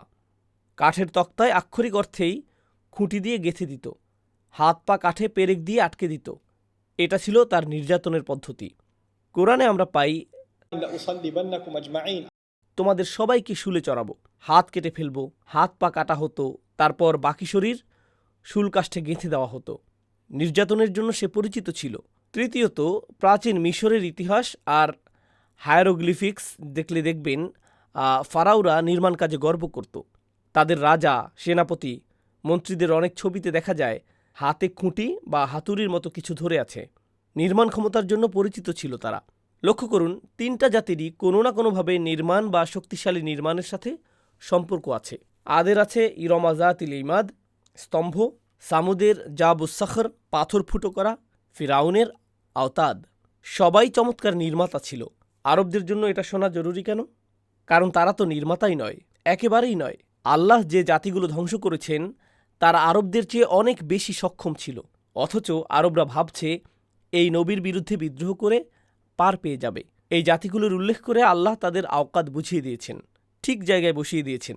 দেখো, এই মানুষগুলোর কথা ভাবো না কেন? নিজেদের তুলনা করবে কাদের সাথে? সেই মহান জাতিগুলো যাদের শহরের পাশ দিয়ে যেতেই ভয় লাগে, যাদের ধ্বংসাবশেষ এখনও ভয় জাগায়। ফিরাউনের স্মৃতিস্তম্ভ, পিরামিড, স্ফিংস, এসবের ধ্বংসাবশেষও এখনও ভয় লাগে। সারা পৃথিবী থেকে মানুষ দেখতে যায়, ভেতরে ঢুকতে ভয় পায়, কি জানে কি হয়। এখনও মুগ্ধতা আছে মানুষের। সুবহানাল্লাহ। এখনও মিশর থেকে এখনও নতুন কোনো প্রদর্শনী এলে, নিউ ইয়র্কের মেট্রোপলিটন মিউজিয়াম অফ আর্ট হোক বা ক্যালিফোর্নিয়া, মানুষ ভিড় জমায়, দলে দলে যায়। এখনও মুগ্ধতা রয়ে গেছে। সুবহানাল্লাহ। যাই হোক, আল্লাহ আজ্জাল্লাহ এখন আলোচনা শেষ করতে যাচ্ছেন। আল্লাহ কিভাবে ধ্বংস করলেন এটা নিয়ে ভাবতে বলা হয়েছে আমাদের। কিন্তু এখন আল্লাহ আরেকটা প্রশ্নের উত্তর দেবেন, প্রশ্ন না করেই। কেন ধ্বংস করলেন? এই জাতিগুলোকে কেন ধ্বংস করলেন আল্লাহ? আল্লাযীনা তাগাউ ফিল বিলাদ, তারাই বিদ্রোহ করেছিল। তাগা মানে সীমা অতিক্রম করা, কারো বিরুদ্ধে বিদ্রোহের তাড়না নিয়ে। দেখুন, একটা জিনিস হলো বাধ্য হয়ে নিয়ম ভাঙা, ভেঙেছেন, খারাপ লাগছে। আরেকটা হলো কর্তৃপক্ষের প্রতি অবজ্ঞা দেখাতে নিয়ম ভাঙা, এটাই তো গুয়ান। আল্লাযীনা তাগাউ ফিল বিলাদ। ভাবুন তো, কার বিরুদ্ধে এই বিদ্রোহ? অবশ্যই আল্লাহর বিরুদ্ধে, তার রাসূলদের বিরুদ্ধে। রাসূলদের পেছনে কোনো সেনাবাহিনী ছিল না, শুধু হুঁশিয়ারি ছিল, তাই তাদের বিরুদ্ধে বিদ্রোহ করা সহজ ছিল। ওহ, তোমার রব চান না আমরা এটা করি, তাই না? উটনি মেরো না, আচ্ছা ঠিক আছে, তারপর মেরে ফেলবে আর হাসবেও। ভাবটা ছিল আমরা বিদ্রোহ করব, যেসব নির্দেশনা দেওয়া হয়েছে সেগুলো নিয়ে ঠাট্টা করব, কারণ আমরা শক্তিশালী। তুমি কি করবে? কি করতে পারবে? আমাদের শক্তি আছে, যা ইচ্ছা করতে পারি। এই মনোভাবই তাদের ধ্বংসের দিকে নিয়ে গেছে। আল্লাহ বললেন, আল্লাযীনা তাগাও, এই বিদ্রোহ রাসূলদের বিরুদ্ধে, আর রাসূলদের বিরুদ্ধে বিদ্রোহ মানে আল্লাহর বিরুদ্ধে বিদ্রোহ। কিন্তু আল্লাহ বললেন, ফিল বিলাদ, দেশগুলোতে বিদ্রোহ করেছে। শুধু বিদ্রোহ করেছে বললেই হতো, কিন্তু বললেন দেশগুলোতে বিদ্রোহ করেছে। মানে কি? আল্লাহর বিরুদ্ধে বিদ্রোহ করলে খারাপ পরিণতি প্রথম কোথায় দেখা যায়? দেশে। আল্লাহর ওহী, আল্লাহর নির্দেশনা কার কল্যাণের জন্য? মানুষের নিজেদের কল্যাণের জন্যই তো। সেগুলো না মেনে বিদ্রোহ করলে দুর্নীতি প্রথম কোথায় দেখা যায়? দেশের ভিতরেই। আল্লাহ এক জায়গায় বলছেন, إنما بغيكم على أنفسكم। তোমাদের বিদ্রোহ আসলে তোমাদের নিজেদেরই বিরুদ্ধে, আমার বিরুদ্ধে নয়। নিজেদের বিরুদ্ধেই করছো। এসব করে আখেরে কিছুই পাচ্ছ না। আজও দেখুন তাই। আল্লাহর বিরুদ্ধে বিদ্রোহ করলে দেশে যে বিপর্যয় নেমে আসে, এখানে সেটাই তুলে ধরা হয়েছে। আজও দেখুন, আমাদের দিনের কিছু বিষয় আছে বেশ গভীর ও জটিল, যেমন হজের আহকাম বা পশু কুরবানির নিয়মকানুন। এগুলো বেশ খুঁটিনাটি বিষয়, কিন্তু কিছু মৌলিক নৈতিক নীতি আছে যা সব নবীকেই দেওয়া হয়েছিল। খুবই সাধারণ কিছু নীতি। মজার ব্যাপার হলো, মুসলিম অমুসলিম সবাই, এমনকি অনেক মুসলিমও দিনের খুঁটিনাটি বিষয়গুলো মানার ব্যাপারে খুব আগ্রহী, কিন্তু তারা কোন জিনিসটা এড়িয়ে যায় জানেন? দিনের সেই বড় বড় মৌলিক নীতিগুলো যা সব নবীর শিক্ষাতেই ছিল, যেমন ব্যবসায় প্রতারণা না করা, প্রতিবেশীর সাথে ভালো ব্যবহার করা, ক্ষমতা পেয়ে অন্যায়ভাবে পেশিশক্তির ব্যবহার না করা, মিথ্যা না বলা, চুরি না করা। এই সাধারণ শিক্ষাগুলোই একটি জাতিকে ধ্বংসের হাত থেকে বাঁচাতে পারত। কিন্তু তারা আল্লাহর বিরুদ্ধে বিদ্রোহ করেছিল, আর তার ফলে একে অপরের বিরুদ্ধেও বিদ্রোহ করেছিল। আল্লাহ বলছেন, আল্লাযীনা তাগাও ফিল বিলাদ ফাআকসারু ফীহাল ফাসাদ, তারা দেশে সীমালঙ্ঘন করেছিল আর সেখানে অনেক বিপর্যয় সৃষ্টি করেছিল। এখানে দুটো জিনিস খেয়াল করুন। প্রথমে তুগয়ান বা সীমালঙ্ঘন, আর তার ফল হিসেবে আসে ফাসাদ বা বিপর্যয়। তারা সেই শহরগুলোতে বিপর্যয় আর অবক্ষয় বাড়িয়ে তুলেছিল। এর মানে হলো, তারা একদিকে যেমন সুন্দর সুন্দর দালান কোঠা তৈরি করেছিল, ঠিক তেমনি অন্যদিকে সেখানে চলছিল কুৎসিত সব অন্যায় আর অত্যাচার। এই জিনিসটা কি আজও দেখা যায় না? আপনি এমন অনেক সমাজ দেখবেন যা বাইরে থেকে দেখতে খুব সুন্দর, অসাধারণ সব স্থাপনা, ঝকঝকে রাস্তাঘাট, কিন্তু সেই সমাজের রাস্তায় হাঁটলেই আপনি দেখতে পাবেন সবচেয়ে কুৎসিত সব অন্যায়। আপনি হয়তো বর্ণবাদ দেখবেন, গৃহহীন মানুষ দেখবেন, আরও কত রকমের অত্যাচার দেখবেন, কিন্তু হেলিকপ্টার থেকে দেখলে মনে হবে, আহ কি সুন্দর একটা শহর। এমনকি পর্যটকরাও যখন ওয়াশিংটন ডিসির মতো জায়গায় যায়, আমাদের নিজেদের দেশের কথাই বলি, কি সুন্দর জায়গা, অসাধারণ সব স্মৃতিস্তম্ভ, কিন্তু ট্যুর গাইড আপনাকে বলবে এদিকে বামে যাবেন না, ডানে যান। কারণ ডিসির কিছু জায়গায় আপনি একা একা হাঁটতে চাইবেন না। সবচেয়ে সুন্দর জিনিসগুলোর পাশেই আপনি দেখবেন দুর্নীতি আর নোংরামি। তাই আল্লাহ বলছেন, ফাআকসারু ফীহাল ফাসাদ, তারা সেখানে বিপর্যয় বাড়িয়ে তুলেছিল। ক্যালিফোর্নিয়ার কথাই ধরুন, সেখানকার কিছু জায়গায় জমির দাম সোনার চেয়েও বেশি। কিভাবে মানুষ সেখানে বাড়ি কেনে? আবার সেই সব দামি এলাকার ওয়ালমার্ট বা টার্গেটে কারা কাজ করে? তারা কি সেখানে বাড়ি কেনার সামর্থ্য রাখে? তাদের অনেকেই 20-30 মাইল দূরে থেকে বাসে করে কাজে আসে, আর তারা থাকে এমন জায়গায় যা দেখলে আপনার মনে হবে কোনো তৃতীয় বিশ্বের দেশ। বিশ্বাসই হবে না যে এটা আমেরিকা। এটাই হলো তুগয়ান বা সীমালঙ্ঘনের বাস্তবতা। যখন আপনি আল্লাহর বিরুদ্ধে বিদ্রোহ করেন, পৃথিবীতে অন্যায় করেন, তখন ফাসাদ বা বিপর্যয় বেড়ে যায়। আর যখন কোনো জায়গা পুরোপুরি পচে যায়, তখন তাকে ধুয়ে মুছে সাফ করে ফেলতে হয়। ঠিক সেই সময়ই আল্লাহ তার শাস্তি নামিয়ে আনেন। ইনশাআল্লাহ এই আয়াতটা দিয়েই আমরা আজকের আলোচনা শেষ করব। ফাসাব্বা আলাইহিম রব্বুকা সাওতা আযাব, কুরআনের খুবই শক্তিশালী একটা আয়াত। সাব্বা শব্দটা আমরা আগেও পেয়েছি, আন্না সাবাবনাল মা আসাব্বা। আরবিতে সাব্বা মানে শুধু ঢালা নয়, এর মানে হলো এক বালতি পানি একসাথে কারো উপর করে ঢেলে দেওয়া, যেন সজোরে আঘাত করে। আল্লাহ বলছেন তিনি তাদের ওপর তার শাস্তি একসাথে নামিয়ে এনেছিলেন। আলাইহিম রব্বুকা, তোমার রব। এখানে কা বা তোমরা বলতে আল্লাহ কাকে সম্বোধন করেছেন? তার রাসূলকে। আল্লাহ তার রাসূলকে বলছেন তিনি আগের জাতিগুলোর সাথে কি করেছিলেন। কিন্তু এই কথা আর কারা শুনছে? কাফিররা। আর তারা যখন শুনছে তখন তারা কি ভাবছে? এই রব কার পক্ষে? তিনি তো মুহাম্মদ সাল্লাল্লাহু আলাইহি সাল্লামের পক্ষে। তোমরা কি ভাবছো তিনি একা? তার পেছনে আদ, সামুদ বা ফেরাউনের মতো কোনো শক্তি নেই যাকে তোমরা ভয় পাবে? তোমাদের পেছনে যেমন তোমাদের গোত্র আছে, তার পেছনে কেউ নেই এমনটা ভেবো না। কারণ সেই জাতিগুলোকে কে শাস্তি দিয়েছিলেন? রব্বুকা, তোমার রব, মুহাম্মদ সাল্লাল্লাহু আলাইহি সাল্লামের রব। এই কথার মাধ্যমে আল্লাহ যেন তাদের হুমকি দিচ্ছেন। তিনি তার রাসূলের সমর্থনে এগিয়ে এসেছেন। তিনি আল্লাহ বলেননি, বলেছেন রব্বুকা, তোমার প্রভু। সাউত আযাব, শাস্তির চাবুক। সাউত মানে হলো চামড়ার চাবুক। ভাষাবিদদের মতে এটা ছিল সবচেয়ে যন্ত্রণাদায়ক শাস্তি, কারণ এটা চামড়ার উপর আঘাত করে, ভেতরে রক্তপাত ঘটায় না। আর সবচেয়ে বেশি ব্যথা তো চামড়াতেই অনুভূত হয়। তো আল্লাহ বলছেন তিনি তার চাবুক তাদের উপর নামিয়ে এনেছিলেন। চাবুকের আঘাত তো সাধারণত একের পর এক হয়, কিন্তু আল্লাহ যেন বলছেন তিনি তার পুরো চাবুকটা, সবটা শাস্তি একবারেই তাদের উপর নামিয়ে এনেছিলেন। জালদ নামে আরবিতে আরেকটা শব্দ আছে যার মানেও চাবুকের আঘাত, কিন্তু সাউত এর চেয়ে অনেক বেশি যন্ত্রণাদায়ক। কিছু আলিমদের মতে এই আয়াতের সাথে ওয়াশাফি ওয়াল ওয়াতরের সম্পর্ক আছে। দুনিয়ার এই শাস্তিটা হলো বিজোর বা ওয়াতর, আর জোড়া বা শাফউ শাস্তিটা এখনও বাকি আছে, যা পরে আসবে। সুবহানাল্লাহ। তাফসীর আস-সাবুনীতে বলা হয়েছে আল্লাহ শুধু শাস্তি পাঠাননি, বরং তাদের উপর ছুঁড়ে মেরেছিলেন। চাবুক তো শরীরের কোনো একটা অংশে লাগে, কিন্তু যখন তা উপর থেকে ঢেলে দেওয়া হয় তখন তা পুরো শরীরকে গ্রাস করে ফেলে। তারা যেন আল্লাহর এই এক চাবুকের আঘাতেই ডুবে গিয়েছিল। এই ভাষাটা খুবই শক্তিশালী, কারণ এটা এমন এক শাস্তিকে বোঝায় যা থেকে বাঁচার কোনো উপায় নেই। আর এই সিরিজের শেষ জাতি ছিল ফেরাউন। তাকে কিভাবে শাস্তি দেওয়া হয়েছিল? পানিতে ডুবিয়ে। আল্লাহর চাবুক তার ওপরও নেমে এসেছিল। আগের জাতিগুলোর ধ্বংসের মাধ্যমে আল্লাহ কুরাইশদেরকে সাবধান করছেন। ভবিষ্যতের যে ধ্বংস আসছে সে কথা তো আগের সূরাতে বলা হয়েছে। এখন বাকি আছে শুধু এই কুরাইশদের কি হবে সেই প্রশ্ন।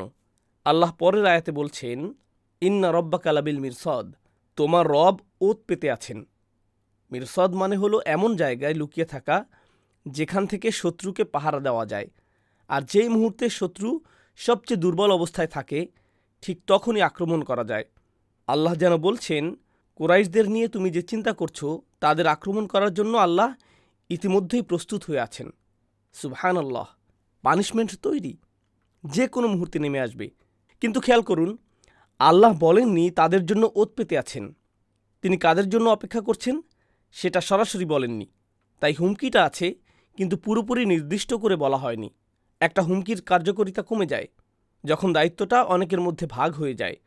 মানে হলো যখন পুরো একটা দলকে সাবধান করা হয় তখন কেউ একা পুরো দায়টা নিজের কাঁধে নেয় না। সবাই ভাবে আরে আমরা তো অনেকেই আছি, যা হওয়ার হবে। কিন্তু যদি আলাদা করে একজনকে সাবধান করা হয় তখন কথাটা তার অন্তরে গিয়ে লাগে, তার উপর প্রভাব ফেলে। এখন কুরাইশদের দৃষ্টিকোণ থেকে ভাবুন, তারা তো এটাকে আল্লাহর বাণী হিসেবে দেখছে না। তারা দেখছে একজন মানুষ যাকে তারা পাগলসহ আরও কত কিছু বলছে, সে তাদের পুরো জাতিকে হুমকি দিচ্ছে। তারা কি এটা নিয়ে চিন্তিত হবে? তাদের মাথায় এটা আসবেই না। এই কারণেই সূরাটা এবার একটা অসাধারণ মোড় নেয়। আল্লাহ এতক্ষণ পুরো জাতিকে হুমকি দিচ্ছিলেন, এবার তিনি মোড় ঘুরিয়ে কথা বলছেন একজন ব্যক্তি বা স্বতন্ত্র মানুষকে নিয়ে। আয়াতটা শুরুই হচ্ছে এমনভাবে ফাআম্মাল ইনসান, আর মানুষ তো এমন যে, অর্থাৎ আলোচনা এখন সামষ্টিক থেকে সরে এসে ব্যক্তিগত পর্যায়ে চলে যাচ্ছে। আয়াতের শুরুতে যে ফা অক্ষরটা আছে এটা আগের আলোচনার সাথে পরের আলোচনাকে জুড়ে দেয়। মুফাসসিররা এর ব্যাখ্যায় বলছেন আগের আয়াতগুলোতে আমরা সবচেয়ে বড় বিদ্রোহের কথা পড়েছি। দুটো মূল শব্দ ছিল সেখানে, তুগয়ান বা সীমালঙ্ঘন আর ফাসাদ বা বিপর্যয়। আর এর আগের সূরায় আরও দুটা শব্দ ছিল, তাওয়াল্লা মুখ ফিরিয়ে নেওয়া আর কাফারা অবিশ্বাস করা। এখন দেখুন আল্লাহ পুরো বিষয়টাকে কিভাবে একসুতোয় গাঁথছেন। মানুষ তাওয়াল্লা আর কুফর করে কেন? কারণ তার মধ্যে তুগয়ান বা সীমালঙ্ঘনের প্রবণতা আছে। আর এই তুগয়ানের ফল কি? এর ফল হলো ফাসাদ বা বিপর্যয়। আল্লাহ এখন আমাদের বলছেন এই পুরো যাত্রার শুরুটা কোথায়। এটা কোনো জাতি থেকে শুরু হয় না, শুরু হয় একজন ব্যক্তি থেকে। একটা জাতি নিজে থেকে খারাপ হয় না, খারাপ হয় সেই জাতির মানুষগুলো এক এক করে। আর যখন অনেক মানুষ একসাথে খারাপ হয়ে যায় তখন পুরো জাতিটা সীমালঙ্ঘনকারী হয়ে ওঠে আর বিপর্যয় ছড়িয়ে দেয়। আল্লাযীনা তাগাউ ফিল বিলাদ ফাআকসারু ফীহাল ফাসাদ, অর্থাৎ এই ধ্বংসের শুরুটা হয় একজন ব্যক্তি থেকে। আর আল্লাহ এখন বলছেন প্রত্যেক মানুষের জন্য এই ধ্বংসের যাত্রার শুরুটা হয় খুবই সূক্ষ্ম আর অপ্রত্যাশিত একটা জায়গা থেকে। আল্লাহ বলছেন ফাআম্মাল ইনসানু ইযা মাবতালাহু, সাধারণত আমরা আরবি ব্যাকরণে এখানে ইযাবতালাহু আশা করি। মানুষ তো এমন যে যখন আমি তাকে পরীক্ষা করি, কিন্তু আল্লাহ এখানে একটা মা যুক্ত করছেন, ইযা মা। এই মা অক্ষরটা এখানে একটা বিশেষ জোর তৈরি করছে। এর মানে হলো শুধু যখন নয়, বরং যখনই বা যখন খুব ভালোভাবে আমি মানুষকে পুঙ্খানুপুঙ্খ রূপে পরীক্ষা করি। এখন আরবিতে পরীক্ষা নেওয়ার জন্য কয়েকটা শব্দ আছে। একটা হলো ইমতাহানা, যেমন কোরআনে আছে فأولئك الذين امتحن الله في قلوبهم التقوى। ইমতাহানা মানে হলো এমন পরীক্ষা যেখানে কোনো কষ্ট দেওয়া হয় না। এরপর আছে বালা। إنا بلوناهم كما بلونا أصحاب الجنة। বালা মানে হলো এমন পরীক্ষা যেখানে কিছুটা কষ্ট বা কাঠিন্য থাকে। আর সব শেষে আছে ইবতিলা। এর মানে হলো সবচেয়ে কঠিন, সবচেয়ে কঠোর পরীক্ষা। ইব্রাহিম আলাইহিস সালামের জন্য এই শব্দটা ব্যবহার করা হয়েছে, কারণ তার পরীক্ষাগুলো ছিল খুবই কঠিন। আল্লাহ বলেন ওয়া ইদিবতালা ইব্রাহিমা রব্বুহু বিকালিমাতিন। দেখুন, আল্লাহ এখানে সবচেয়ে কঠিন পরীক্ষার জন্য যে শব্দটা ব্যবহার করা হয় সেই ইবতিলা শব্দটা ব্যবহার করছেন। কিন্তু এই কঠিন পরীক্ষাটা কি? فأكرمه ونعمه। তারপর তিনি তাকে সম্মানিত করে নিয়ামতে ভরিয়ে দেন। আল্লাহ বলছেন তিনি যখন কাউকে কঠিন পরীক্ষা করেন তখন প্রথমত তিনি তাকে সমাজে সম্মানিত করেন, মর্যাদা দেন। ইকরাম মানে হলো কাউকে সম্মান দেয়া, সম্মানিত করা, এমন সম্মান যা অন্যরাও স্বীকার করে। সমাজে তার একটা প্রতিষ্ঠা তৈরি হয়। এটা কিভাবে কঠিন পরীক্ষা হলো? এটা তো ভালো জিনিস মনে হচ্ছে। এর ওপর আল্লাহ আরও যোগ করছেন ونعمه। কোরআনের অন্য জায়গায় আমরা আনআমা শব্দটা দেখি, যেমন সিরাতাল্লাযীনা আনআমতা আলাইহিম, কিন্তু এখানে ব্যবহার করা হয়েছে নাআমা, যা তানঈম শব্দমূল থেকে এসেছে। আরবি ভাষায় এই ধরনের শব্দ দিয়ে কোনো কিছু খুব ভালোভাবে অনেক বেশি পরিমাণে করা বোঝানো হয়। এর মানে হলো আল্লাহ প্রথমে তাকে সমাজে সম্মান দেন, তারপর তাকে এমন সব নিয়ামত দিয়ে ভরিয়ে দেন যা তার জীবনকে সহজ, আরামদায়ক আর বিলাসবহুল করে তোলে। সে যেদিকেই তাকায় শুধু আল্লাহর নিয়ামত আর আরামায়েশের জিনিস দেখতে পায়। তাহলে আল্লাহ এই ব্যক্তির জন্য দুটো কাজ করেন, একটা তার ঘরের বাইরে, আরেকটা ঘরের ভেতরে। ঘরের বাইরে সে সম্মানিত, আর ঘরের ভেতরে তার সব রকমের বিলাসিতা আর সুযোগ সুবিধা আছে। ব্যক্তিগত ও সামাজিকভাবে দুই দিক দিয়েই তার জীবনটা খুব ভালো যাচ্ছে। কিন্তু আল্লাহ এটাকে বলছেন কঠিন পরীক্ষা। আমরা তো সাধারণত মনে করি কঠিন পরীক্ষা মানে হলো চাকরি চলে যাওয়া, দারিদ্র্য, অসুস্থতা বা কোনো কিছু হারিয়ে ফেলা। কিন্তু যখন জীবন ভালো চলে, চাকরি হয়, প্রমোশন হয়, ব্যবসা ভালো চলে, অনেক টাকা জমে, তখন আমরা ভাবি বাহ, আমি তো পরীক্ষায় পাশ করে ফেলেছি। আর এই ভাবনা থেকেই এক ধরনের মানসিক বিপর্যয় বা ফাসাদ শুরু হয়। কারণ আগের আয়াতেই তো ফাসাদের কথা বলা হয়েছে। মনের ভেতরে যে দুর্নীতিটা দানা বাঁধে, দুনিয়াতে আমার কাছে যত বেশি আছে তার মানে আল্লাহ আমাকে তত বেশি ভালোবাসেন। আর এই ধারণাটাই হলো একটা বিরাট ফাসাদ। আল্লাহ কোনো কোনো খারাপ মানুষকেও প্রচুর সম্পদ দিয়েছেন। ফেরাউনকে দিয়েছেন অনেক কিছু, কারুনকে দিয়েছেন। এদের কারো কারো আবার প্রচুর মর্যাদাও ছিল। লোকে তাদের কথা শুনত, সম্মান করত, মান্যগণ্য করত। কুরাইশদের নেতারা ছিল কাফেরদের মধ্যে সবচেয়ে নিকৃষ্ট, সবচেয়ে অপমানিত। কিন্তু কুরাইশদের চোখে তারা কি? তারা তো সম্মানিত। আর এই মর্যাদা, এই সম্মান কে দিয়েছে? আল্লাহই তো দিয়েছেন, তাই না? তো আপনি হয়তো ভাবছেন এগুলো তো আল্লাহর রহমত, আল্লাহ আমাকে আশীর্বাদ করেছেন। কিন্তু আসল ব্যাপার কি জানেন? এগুলো হচ্ছে আসলে কঠিন পরীক্ষা। এই পরীক্ষা কঠিন কেন? অন্য পরীক্ষাগুলো তো স্পষ্ট কষ্ট দিচ্ছে আপনাকে। হয়তো আর্থিক সংকট, হয়তো স্বাস্থ্যের সমস্যা, হয়তো পরিবারের কাউকে হারানো, এগুলো কঠিন পরীক্ষা বটে। কিন্তু এই পরীক্ষার কঠিন দিকটা কি জানেন? এটা যে পরীক্ষা সেটাই বোঝা যায় না। এই জন্যই বেশিরভাগ মানুষ এই পরীক্ষায় ফেল করে। ওই পরীক্ষায় মানুষ ফেল করে সবরের অভাবে, নিজেকে সামলাতে পারে না, আল্লাহর কাছে অভিযোগ করে, অকৃতজ্ঞ হয়ে যায়। আর এই পরীক্ষায় ফেল করে কারণ ভুলেই যায় যে এটা আসলে একটা পরীক্ষা। এবার দেখুন আল্লাহ আজ্জা জাল্লা এই ব্যক্তির মুখে কি বলাচ্ছেন? ফায়াকুলু, সে বলে, কি বলে? রব্বি আকরমানি। এখানে ইয়াকুল মুদারি, বর্তমানকালের রূপ, আর আগে ফা আছে, মানে আল্লাহ তাকে এত সম্মান দিলেন, এত বিলাসিতা দিলেন, এত নিয়ামত দিলেন, এসবের ফলে সে বারবার বলে, একবার না বারবার, সুযোগ পেলেই বলে, কি বলে? রব্বি আক্রমানি। আরবিতে সাধারণত বলা হয় আক্রমানি রব্বি, ক্রিয়াপদ দিয়ে বাক্য শুরু, কিন্তু এখানে নামপদ দিয়ে বাক্য শুরু। রব্বি আক্রমানি মানে আমার রবই আমাকে সম্মানিত করেছেন। জোর দিয়ে বলছে আমার রবই করেছেন এটা। এবার খেয়াল করেন একটা ব্যাপার, আল্লাহ তার জন্য কি কি করলেন? সম্মান দিলেন, মর্যাদা দিলেন, আর প্রচুর নেয়ামতে ভরিয়ে দিলেন। কিন্তু সে কি বলল? শুধু বলল আমার রব আমাকে সম্মানিত করেছেন। নেয়ামতের কথা সেটার কোনো উল্লেখ নেই। দেখুন সমস্যাটা, আল্লাহ এত কিছু দিলেন, কিন্তু তার মুখে আল্লাহর দেওয়া সব কিছুর স্বীকৃতি এলো না। সে স্বীকার করল না যে আল্লাহ তাকে আরও কত অনুগ্রহ দিয়েছেন, কত নেয়ামত দিয়ে ভরিয়ে দিয়েছেন। শুধু এটুকু বলল এই সম্মান আল্লাহ দিয়েছেন। এর মধ্যে একটা গভীর সত্য লুকিয়ে আছে। ইতিহাস ঘাটলে দেখবেন অতীতের সবচেয়ে দুর্নীতিপরায়ণ ক্ষমতাশালীরা, মিথ্যা ধর্মের প্রচারক হোক আর রাজা বাদশাহ হোক, তাদের বিশ্বাসের অংশ ছিল এটাই, ঈশ্বর তাদের এই ক্ষমতা দিয়েছেন। তারা এই পদে আছে কারণ ঈশ্বর তাদের সাহায্য করছেন, ঈশ্বর তাদের পক্ষে আছেন। ফেরাউনের অনুসারীরাও বিশ্বাস করত সূর্যদেবতা তাদের পক্ষে। হিন্দুদের পুরাণে কেউ কেউ বিশ্বাস করত তারকারা তাদের মনোনীত করেছে। ক্যাথলিকদের ইতিহাসে রাজা ছিল ঈশ্বরদের দ্বারা নিযুক্ত, ঈশ্বরের কাজ করছে সে। তো তারা নিজেদের বাকি সবার উপরে মনে করত, কারণ রব্বি আক্রমানি বলার মানে হলো আমার রব আমাকে এমনভাবে সম্মানিত করেছেন যেভাবে অন্য কাউকে করেননি। আমি তার কাছে বিশেষ, আর যেহেতু আমি বিশেষ, স্বাভাবিকভাবেই এই সব অনুগ্রহ আমার প্রাপ্য। সেজন্যই সে অনুগ্রহগুলোর কথা উল্লেখ করে না, কারণ সে মনে করে এগুলো তো তার পাওনা। এটা একটা ভয়ঙ্কর মানসিক রোগ। আল্লাহ যখন কাউকে অনেক কিছু দেন, তখন সে ভাবতে শুরু করে যে আল্লাহ তাকে বিশেষ সম্মান দিয়েছেন বলেই এসব পেয়েছে। সে নিজেকে অন্যদের চেয়ে উঁচু ভাবতে শুরু করে। তার ভাবটা এমন যেন এসব তার প্রাপ্য।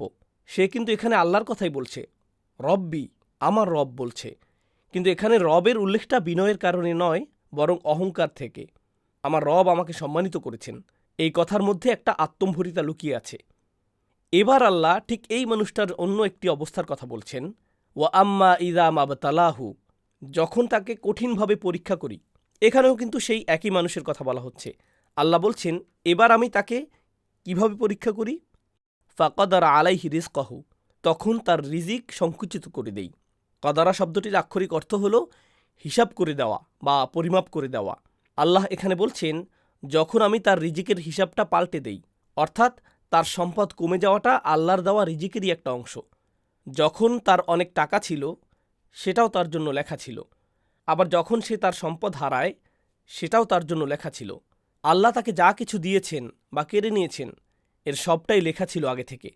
আল্লাহ তো সূরা হাদীদে বলেছেন, ইল্লা ফি কিতাবিন মিন ক্বাবলি আন নাবরাআহা, সব কিছুই সৃষ্টির আগে থেকে একটি কিতাবে লেখা আছে। পুরোটাই তাকদীরের অংশ। সে কি বলবে তা বলার আগেই আল্লাহ আমাদের ভাবনার খোরাক দিচ্ছেন। আমাদের জীবনে যে রিজিক আসে তা কোনো আকস্মিক ঘটনা নয়। যা আসে তা আমাদের জন্য লেখা ছিল, যা চলে যায় সেটাও আমাদের জন্য নির্ধারিত।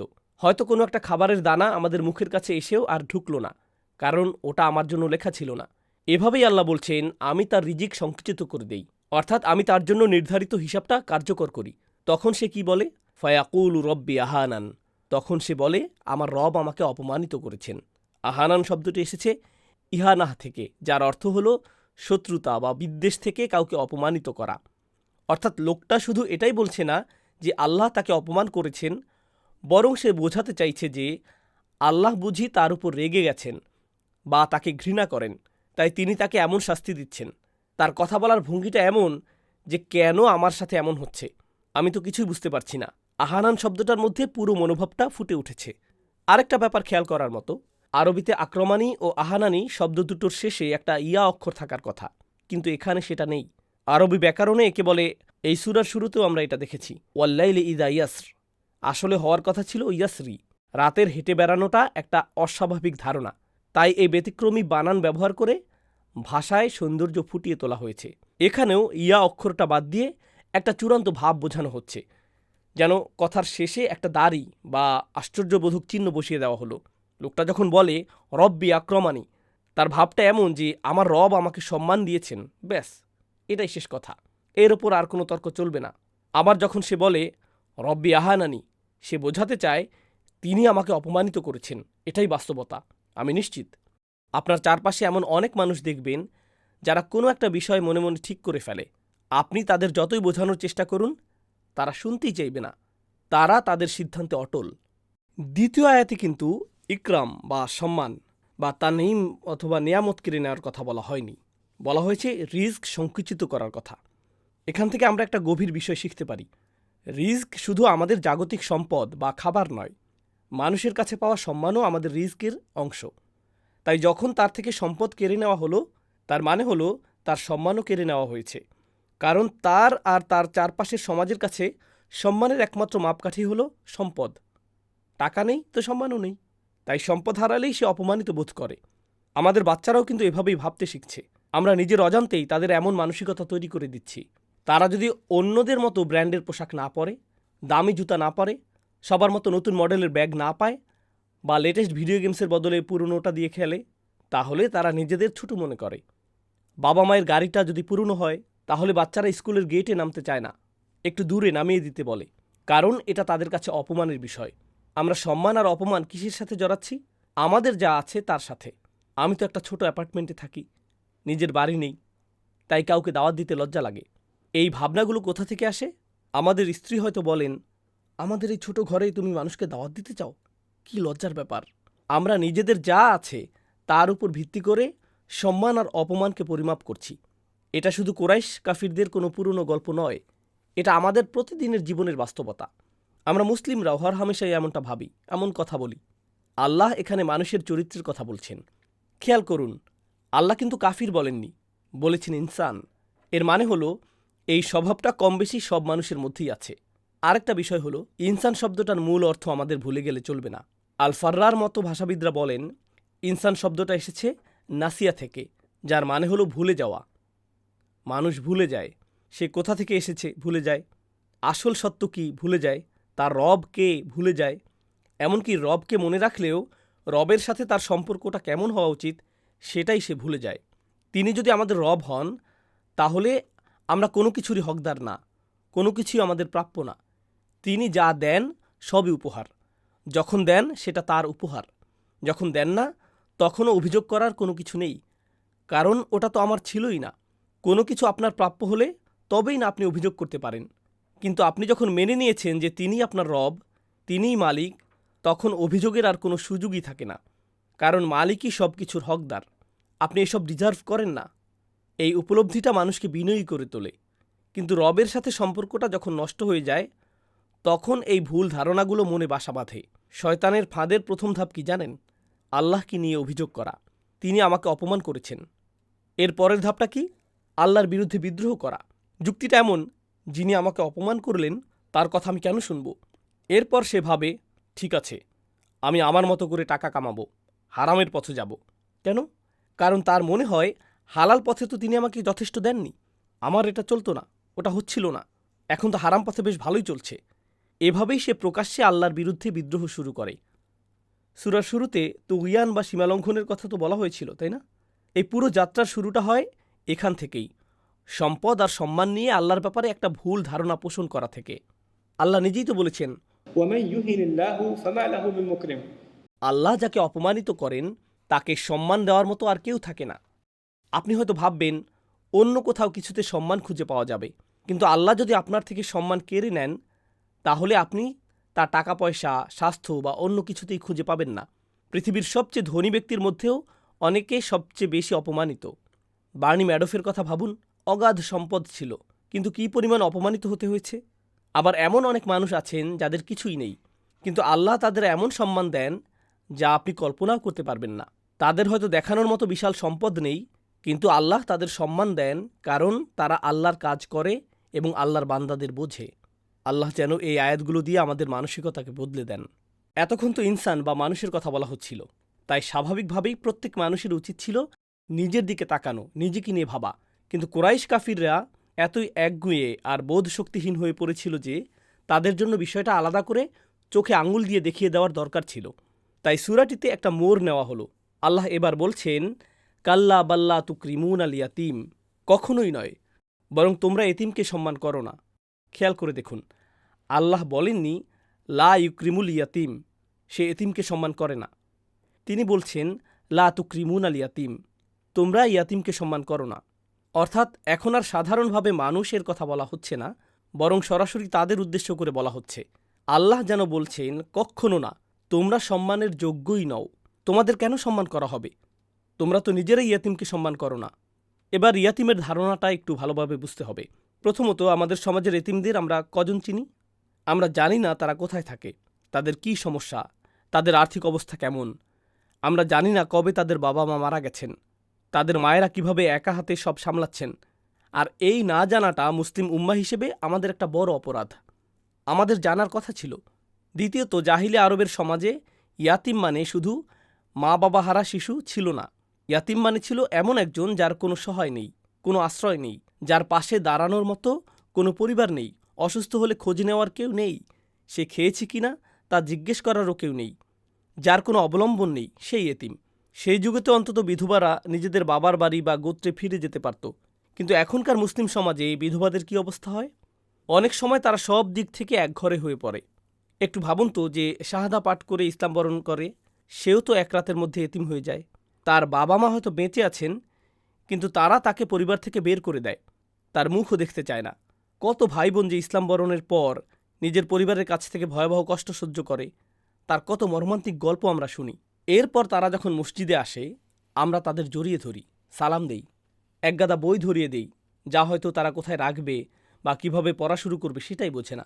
আর এরপর আমরা ভাবি আমাদের দায়িত্ব শেষ। সুবহানাল্লাহ, এখানে আল্লাহ কুরাইশদের অপরাধ নিয়ে কথা বলছেন। তিনি তাদের এতিমদেরকে সাহায্য না করার জন্য দোষ দেননি, বরং বলেছেন, তোমরা এতিমকে সম্মান করো না। দেখুন, আমাদের চেয়ে যারা উপরে আছে তাদের সম্মান করা সহজ। বসকে, শিক্ষককে, মসজিদের ইমামকে, মুরব্বীদের, এদের সম্মান সহজেই করা যায়। কিন্তু আপনার চেয়ে নিচে যারা আছে তাদের সম্মান করা কঠিন। যারা আপনার বাড়িতে প্লাম্বিং করতে আসে বা ঘাস কাটে, তাদের সম্মান করার কথা আপনার মনেও আসে না। মুসলিম সমাজে এটা একটা বড় রোগ। যারা শারীরিক বা কায়িক শ্রমের কাজ করে, তাদের প্রায় অমানুষের চোখে দেখা হয়। অথচ আমরা সেই জাতি যাদের কাছে ওহী এসেছে যে সকল মানুষ সমান। আমাদের মধ্যে শ্রেষ্ঠত্বের মাপকাঠি হলো তাকওয়া। অথচ মুসলিম বিশ্বে আপনি দেখবেন, ধনী পরিবারের একটি ছেলে হয়তো রেস্টুরেন্টের বয়স্ক একজন ওয়েটারকে এমনভাবে ধমকাচ্ছে যেন সে একটা আবর্জনা। শুধু ধনী হওয়ার কারণে সে এমনটা করছে, আর ওই বয়স্ক লোকটি বাধ্য হয়ে পেটের দায়ে ওই কাজ করছে। সুবহানাল্লাহ, এই সমস্যা শুধু দেশের বাইরে নয়, আমাদের এখানেও আছে। আমাদের মধ্যে গভীরভাবে ঢুকে আছে বর্ণবাদ আর গোঁড়ামি। আমরা হয়তো মসজিদে মুখে বলি না, কিন্তু ঠিকই তা আমাদের মধ্যে আছে। যখন শুনি, ওহ, অমুক জাতি বা অমুক এলাকা থেকে লোক এসে পাশের বাড়িতে উঠেছে, তখনই আমাদের মধ্যে একটা বিভেদ তৈরি হয়। আমরা মানুষকে তাদের কাজ, জাতি বা বর্ণ দিয়ে অসম্মান করি। আল্লাহ এই সামাজিক অপরাধের জন্য তাদের তিরস্কার করেছেন। তিনি বলছেন, তোমরা কিভাবে সম্মানিত হতে চাও? আল্লাহ তোমাদের কেন সম্মান দেবেন? তোমরা তো এতিমকে সম্মান করো না। আল্লাহ বলছেন, এতিমদের শুধু সাহায্য করাই যথেষ্ট নয়, তাদের শ্রদ্ধা দেখাতে হবে, তাদের এমনভাবে সম্মান করতে হবে যেন তারা রাজকীয় কেউ। এটা আমাদের মুসলিম ঐতিহ্য। এরপর আল্লাহ বলছেন, অলা তাহাদ্দুনা আলা তোয়ামিল মিসকিন, মিসকিনদের খাবার দিতে তোমরা উৎসাহ দাও না একজন আরেকজনকে। প্রথমে এলো এতিমকে সম্মান করার কথা, এরপর এলো মিসকিনকে খাবার দেওয়ার কথা। আল্লাহ কিন্তু প্রথমে খাবার দেওয়ার কথা বলেননি, প্রথমে এতিমকে সম্মান দেওয়ার কথা বলেছেন। এর কারণ হলো, গরিব ও অভাবীদের প্রথমে সম্মান করতে হয়। আমরা কি করি? এই নাও $5, এই নাও $5, কিন্তু আমার গায়ে হাত দিও না। একজন গৃহহীন মানুষ কাছে এলে আমরা তাকে টাকা দেই, কিন্তু সম্মান করি না। আমাদের দিনের সকল মানুষের প্রতি, বিশেষ করে অভাবীদের প্রতি, এই ইকরাম বা সম্মান দেখানোটা জরুরি। এভাবে সম্মান দেখানো যে কত বড় দাওয়া আপনি হয়তো বোঝেনও না। আপনি দান করতে পারেন, সেখানে আপনার চেহারা দেখানোর প্রয়োজন নেই। আপনি চেক লিখে কোনো চ্যারিটিতে দিতে পারেন, তারা হয়তো ট্রাক থেকে পানির বোতল ছুঁড়ে মারবে। যেমন চিড়িয়াখানায় পশুকে খাবার দেওয়া হয়, তাতে কোনো সম্মান থাকে না, বরং তা অপমানজনক। একবার ভাবুন তো, যে মানুষগুলো এভাবে খাবার কুড়াচ্ছে তাদের কেমন লাগছে? আল্লাহ আজ্জা ওয়া জাল্লা এখানে প্রথমে বলছেন অভাবীকে সম্মান করার কথা। এরপর তিনি আমাদের জানাচ্ছেন, তোমরা তো অভাবীকে সাহায্য করার ব্যাপারে একে অপরকে উৎসাহ পর্যন্ত দাও না। মানে কি? মানেটা কি? তোমাদের হাতে সম্পদ আছে, লোকে তোমাদেরকে সম্মান করে, কত নিয়ামত আল্লাহ দিয়েছেন, কিন্তু তোমাদের সব কথাবার্তা হলো ফালতু বিষয় নিয়ে। আল্লাহ যা দিয়েছেন তা দিয়ে মানুষের উপকার করা দরকার, এই কথা তো তোমাদের আলাপেই ওঠে না। তাহলে তোমরা সম্মানের যোগ্য হও কিভাবে? এর ওপর আবার ওয়াতাকুলুনা তুরাসা আকলাল লাম্মা, তোমরা তুরাস গ্রাস করো। আরবিতে তুরাস শব্দটা এসেছে উইরাসাহ থেকে। এর মানে উত্তরাধিকার সূত্রে পাওয়া সম্পদ। তুরাস বলতে আবার সেই সম্পদও বোঝায় যা কোনো কষ্ট ছাড়াই পাওয়া যায়। সোজা কথায়, তোমরা মুফতে পাওয়া পয়সা ভালোবাসো। তোমাদের তো এমনিতেই অভাব নেই, ভালোই আছো, তারপরও খালি ধান্দায় থাকো কিভাবে আরও কামানো যায়। ধরুন পরিবারের কেউ মরণাপন্ন, তোমরা তার জন্য চিন্তা করছো না। তোমাদের চিন্তা হলো তার সম্পত্তি থেকে কিছু তোমাদের নামে লিখিয়ে দিয়ে যাবে কিনা, তাই না? তোমরা তাদের বাড়ি যাও সেবা করতে না, বরং জিজ্ঞেস করতে উইলটা কি লিখে ফেলেছেন। অবস্থাটা বোঝেন। তোমাদের মনটাই অসুস্থ হয়ে গেছে। তোমরা আর মানুষকে মানুষ হিসেবে দেখো না। কি দেখো? শুধু টাকা। এই জন্যই বলা হচ্ছে ওয়াতাকুলুনা তুরাস, তোমরা সম্পদ গ্রাস করো। এই মুফতে পাওয়া সম্পদ তোমরা গিলে খাও। কাল্লা লাম্মা, যে পদ্ধতিতে তোমরা এটা খাও সেটা হলো লাম। লাম মানে হলো সব এক জায়গায় জড়ো করা। যেমন ধরুন টেবিলের উপর অনেক কিছু ছড়ানো আছে, আপনি 2 হাত দিয়ে সব একসাথে জড়ো করে নিজের দিকে টেনে আনলেন, তারপর খাওয়া শুরু করলেন। এটার মানে কি? এর মানে হলো তুমি শুধু নিজেই সব খেতে চাও তাই না, তুমি এটাও চাও যে আর কেউ যেন কিছুই না পায়। এতিমের সম্পদ তোমরা ঠিক এভাবেই আত্মসাৎ করতে চাও। এই সব সমালোচনা তো ছিল কাফিরদের বিরুদ্ধে, কিন্তু এই উম্মার কি এক আশ্চর্য সময়ে আমরা এসে পৌঁছেছি। আজকে এতিমের সম্পদ কারা খাচ্ছে? বোনকে তার হক দিচ্ছে না কে? মাকে তার প্রাপ্য দিচ্ছে না কে? শরীয়ত অনুযায়ী উত্তরাধিকারী যারা হকদার তাদের হক আদায় করছে না কারা?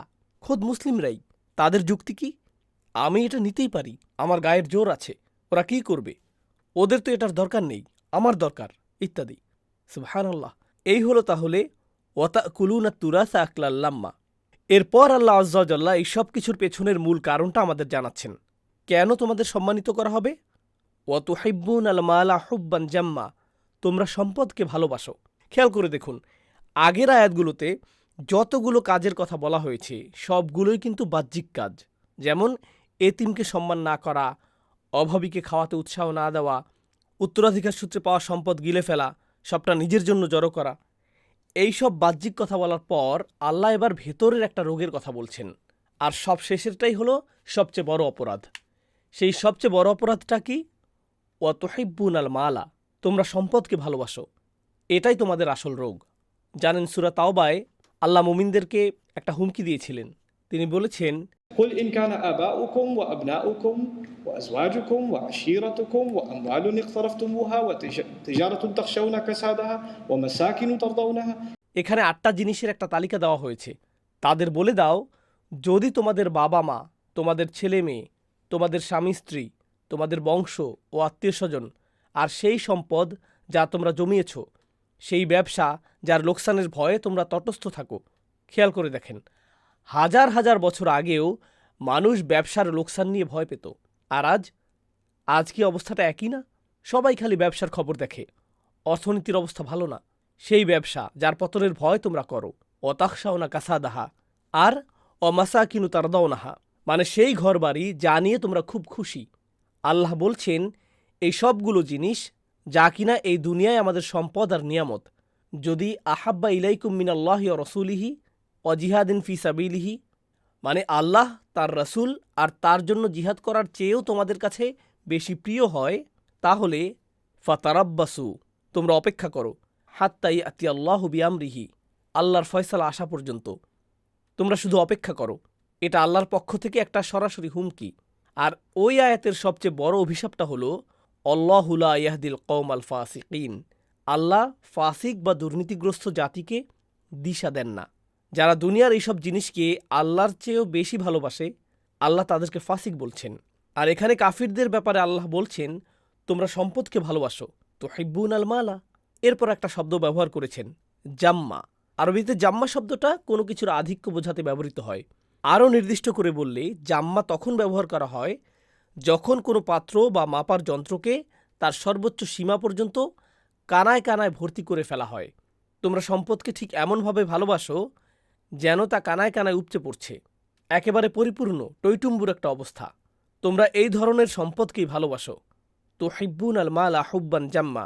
এতক্ষণ মানুষের মনস্তাত্ত্বিক সমস্যা নিয়ে কথা হচ্ছিল। সে বলে আমার রব আমাকে সম্মানিত করেছেন বা আমার রব আমাকে অপমানিত করেছেন। সেখান থেকে আলোচনা সরাসরি কুরাইশদের দিকে ঘুরে গেল। তুহিব্বুনা, তাহাদ্দুনা, তাকুলুনা, এই শব্দগুলো সরাসরি কুরাইশদের উদ্দেশ্য করে বলা। কিন্তু এখন সূরাটা তার শেষের দিকে এগোচ্ছে, ঠিক আগের সূরাটার মতোই। আগের সূরাটাও শেষ হয়েছিল আখিরাতের আলোচনা দিয়ে। যদিও মজার ব্যাপার হলো, আগের সূরা গাশিয়ার শুরুতেই আখিরাতের কথা ছিল, এখন এই সূরার শেষে সেই কথা আসছে। আগের সূরায় আমরা পড়েছিলাম হাল আতাকা হাদিসুল গাশিয়া, আর এখন আমরা পড়ব কাল্লা ইদা দুক্কাতিল আরদু দাক্কান দাক্কা, যখন পৃথিবীকে চূর্ণ বিচূর্ণ করে ফেলা হবে। দাক্কা মানে হলো কোনো কিছুকে পিটিয়ে গুঁড়ো গুঁড়ো করে ফেলা, যতক্ষণ না সেটা ধুলোয় পরিণত হয়, সমান হয়ে যায়। আর আল্লাহ বলছেন দাক্কান দাক্কা, মানে পৃথিবীকে বারবার আঘাত করা হবে, পিষতে পিষতে একেবারে ধুলোয় পরিণত করে সমান করে দেওয়া হবে। আগের সূরায় আল্লাহ আমাদের এই বিশাল পৃথিবী আর শক্তিশালী পাহাড়ের দিকে তাকাতে বলেছিলেন, মনে আছে? ওয়া ইলাল আরদি কাইফা সুতিহাত ওয়া ইলাল জিবালি কাইফা নুসিবাত। আর এই সূরায় তিনি সেই একই পৃথিবীকে ধ্বংস করে ফেলার কথা বলছেন, একেবারে চূর্ণ বিচূর্ণ করে ফেলার কথা। তিনি বলছেন ইদা দুক্কাতিল আরদু দাক্কান দাক্কা। আগের আয়াতগুলোতে ধন সম্পদের এত কথা বলা হলো, এই সম্পদ তারা কোথায় জমিয়ে রাখে? এই পৃথিবীতেই তো।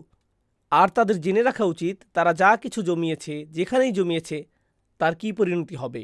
সব কিছু চূর্ণ বিচূর্ণ হয়ে মাটির সাথে মিশে যাবে। এই একই শব্দ কিন্তু মুসা আলাইহিসসালামের ঘটনায়ও ব্যবহৃত হয়েছে। فلما تجلى ربه للجبل جعله دكا। এরপর বলা হচ্ছে অজা রব্বুকা ওয়াল মালাকু সফফান সফফা, মানে হলো কাতারে কাতারে সেদিন আপনার রব আসবেন আর ফেরেশতারা নামবে কাতারে কাতারে। মনে হবে যেন ফেরেশতাদের এক বিশাল বাহিনী, যার কোনো শেষ নেই। ব্যাপারটা বুঝুন, তারা তো পৃথিবীতে নিজেদের ক্ষমতা নিয়ে খুব গর্ব করত। এবার আল্লাহ তাদেরকে আকাশ থেকে তার ক্ষমতা দেখাবেন, কিভাবে ফেরেশতাদের বাহিনী তাদের উপর নেমে আসে। সুবহানাল্লাহ। আগের সূরায় আমাদের আকাশের দিকে তাকাতে বলা হয়েছিল, ওয়াইদাস সামাউ কাইফা রুফিআত। তারা কি আকাশের দিকে তাকায় না, কিভাবে তাকে উঁচু করে রাখা হয়েছে? আর এখন সেই আকাশের দিকে তাকালে দেখা যাবে ফেরেশতারা নেমে আসছেন। এখানে আরেকটা বিষয় বলি, তারা তো উত্তরাধিকার সূত্রে পাওয়া সম্পদ খুব ভালোবাসে, আর সেই সম্পদ তারা জমিয়ে রাখে এই পৃথিবীতে। কিন্তু আল্লাহ কি বলছেন? ইন্না নাহনু নারিসুল আরদ ওয়া মান আলাইহা ওয়া ইলাইনা ইরজাউন। আমিই তো এই পৃথিবী আর তার উপর যা কিছু আছে সব কিছুর উত্তরাধিকারী হব, আর আমার কাছেই তাদের ফিরিয়ে আনা হবে। তোমরা ভাবছো তোমরা পৃথিবীর মালিক হচ্ছ? তোমাদের ছেলেমেয়েরা তোমাদের বাড়ি গাড়ি সম্পত্তির মালিক হচ্ছে? না, শেষ পর্যন্ত এই পুরো পৃথিবীর মালিক কে হবেন? আল্লাহ আজ্জাল্লাহ। এরপর তিনি সুবহানাহু ওয়া তাআলা বলছেন ওয়াজিআ ইয়াউমা ইযিম বিজাহান্নাম, সেই দিন জাহান্নামকে সামনে নিয়ে আসা হবে। কিছু মুফাসসির আর ভাষাবিদদের মতে জাহান্নাম শব্দটা এসেছে আরবি জাহন্নাম থেকে, যার মানে হলো নির্যাতন কক্ষ। এই নির্যাতন কক্ষকে সেদিন শিকল দিয়ে টেনে হিচড়ে সামনে আনা হবে। এরপর আল্লাহ একই আয়াতে বলছেন ইয়াউমা ইযিন ইয়াতাযাক্কারুল ইনসান। এই দুটো ঘটনা এত দ্রুত ঘটবে যে আল্লাহ এদের আলাদা আয়াতে ভাগ করেননি। জাহান্নামকে দেখা মাত্রই মানুষ সব কিছু ভালোভাবে মনে করতে শুরু করবে। এই যে ইয়াতাযাক্কারু শব্দটা, আরবি ব্যাকরণে এর মধ্যে একটা জোর আছে।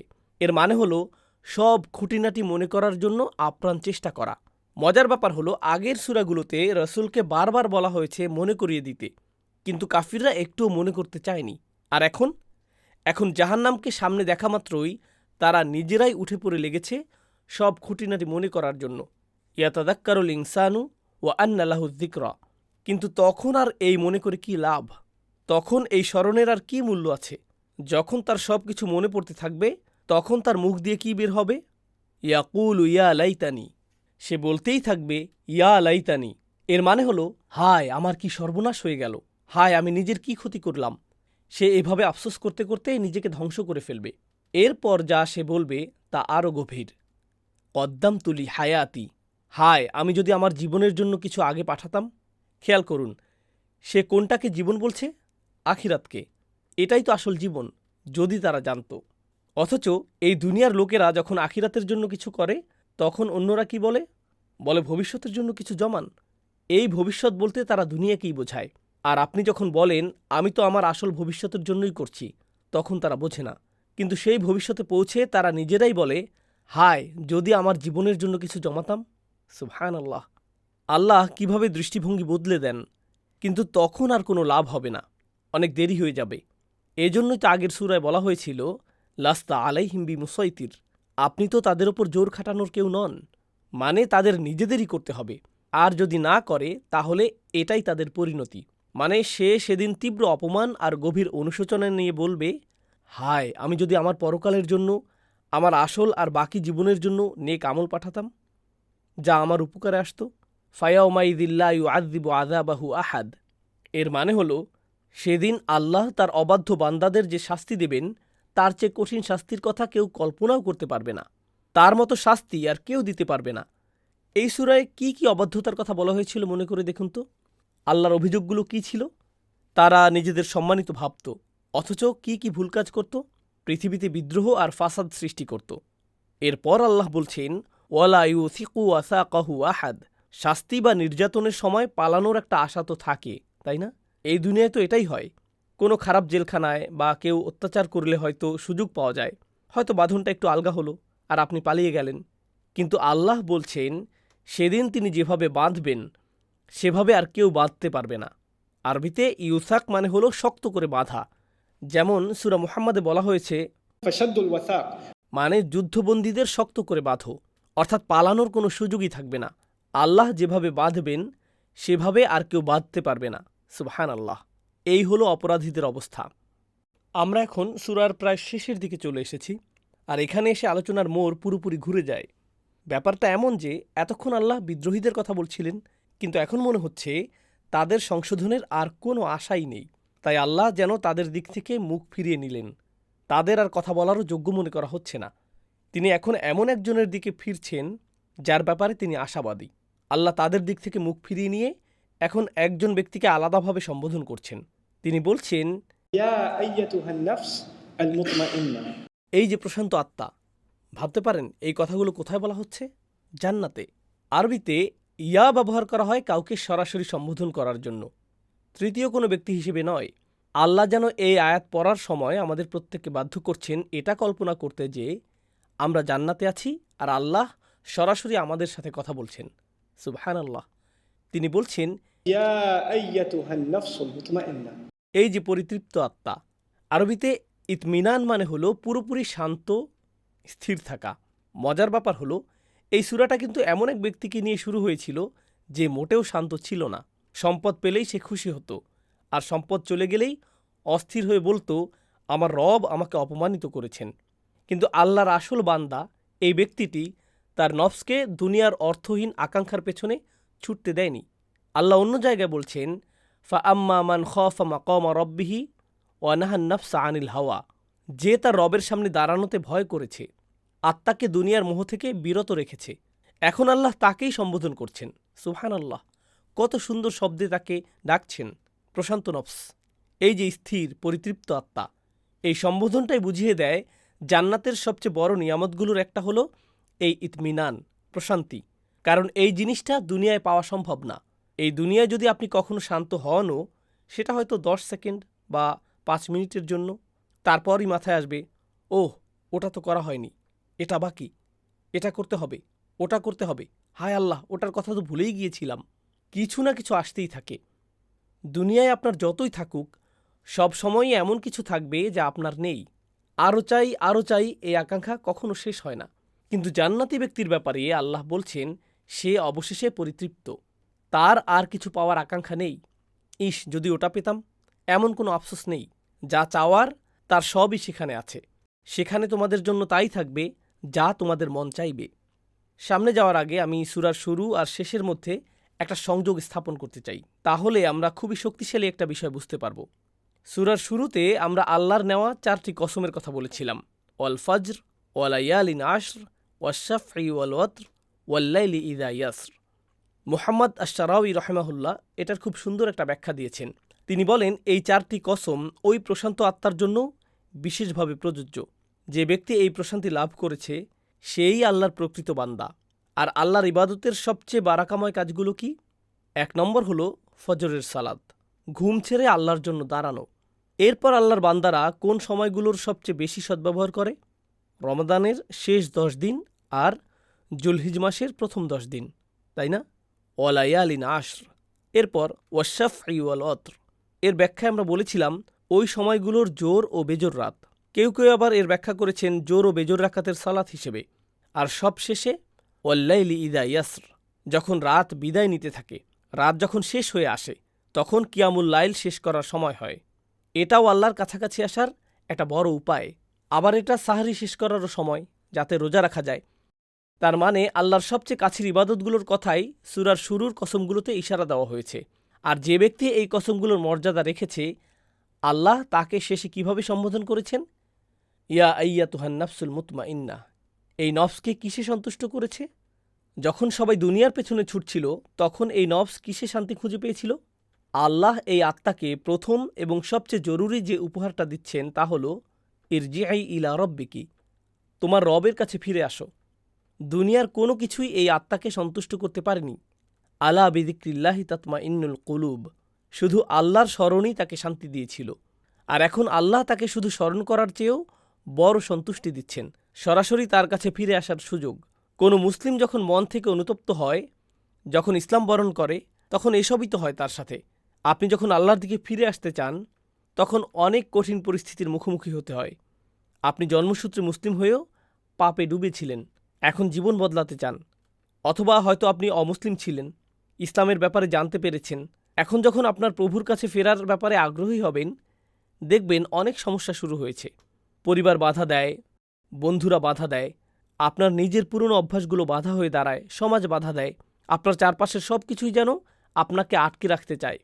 হতে পারে আপনার উপার্জনের পথটাও হালাল ছিল না, তাই আপনাকে টাকা পয়সা, এমনকি ব্যবসাও ছাড়তে হতে পারে। বন্ধুদের তো হারাবেনই, পারিবারিক সম্পর্কে টানাপোড়েন শুরু হয়, স্বামী স্ত্রীর সম্পর্ক খারাপ হতে পারে, বাবা মা বা সন্তানদের সাথেও সমস্যা হতে পারে। এই সব কিছুই তো জীবনে অতৃপ্তির কারণ, তাই না? কিন্তু যখন আপনি এই সব কিছু থেকে নিজেকে সরিয়ে শুধু আল্লাহর দিকে ফেরেন, তখন এমন এক প্রশান্তি খুঁজে পান যা আগে কখনো পাননি। আমি এমন ভাইদের সাথে মিশেছি যাদের জীবন ছিল শুধু পার্টি করা, ক্লাব, মাদক, যত যা কিছু তাদের আনন্দ দিতে পারে বলে মনে হতো, তারা সবই করেছে। এরপর আল্লাহ তাদের দিনের পথে নিয়ে এসেছেন।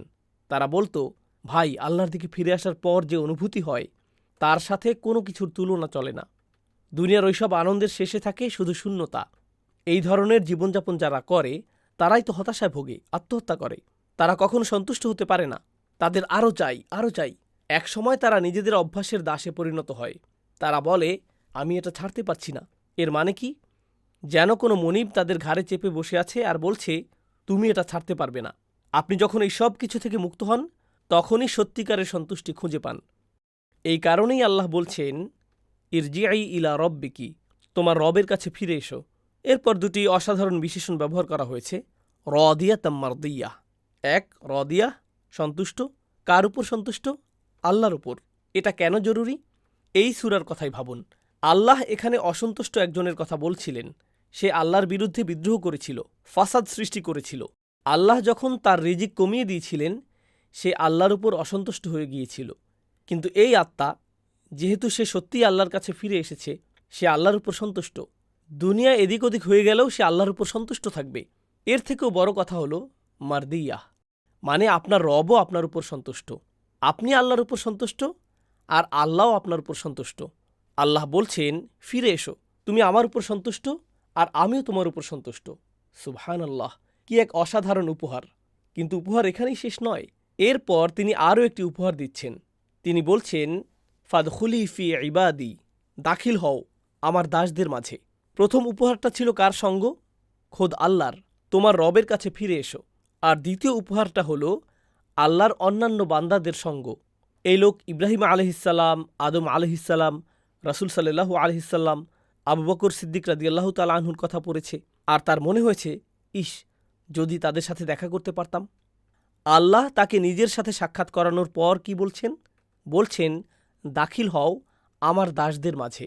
তুমি এখন এই দলেরই একজন, তুমি ভেতরে যেতে পারো। এখানে কোনো বিশেষ প্রবেশাধিকারের ব্যাপার নেই।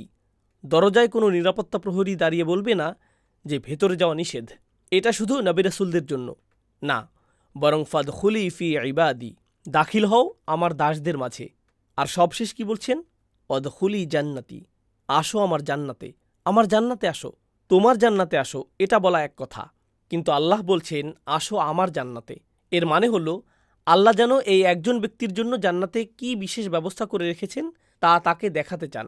তিনি কোনো গোষ্ঠীকে উদ্দেশ্য করে কথা বলছেন না, বরং প্রত্যেককে আলাদাভাবে বলছেন, ইরজিই, ফাদখুলি, অদখুলি, প্রত্যেকটা শব্দই একবচন।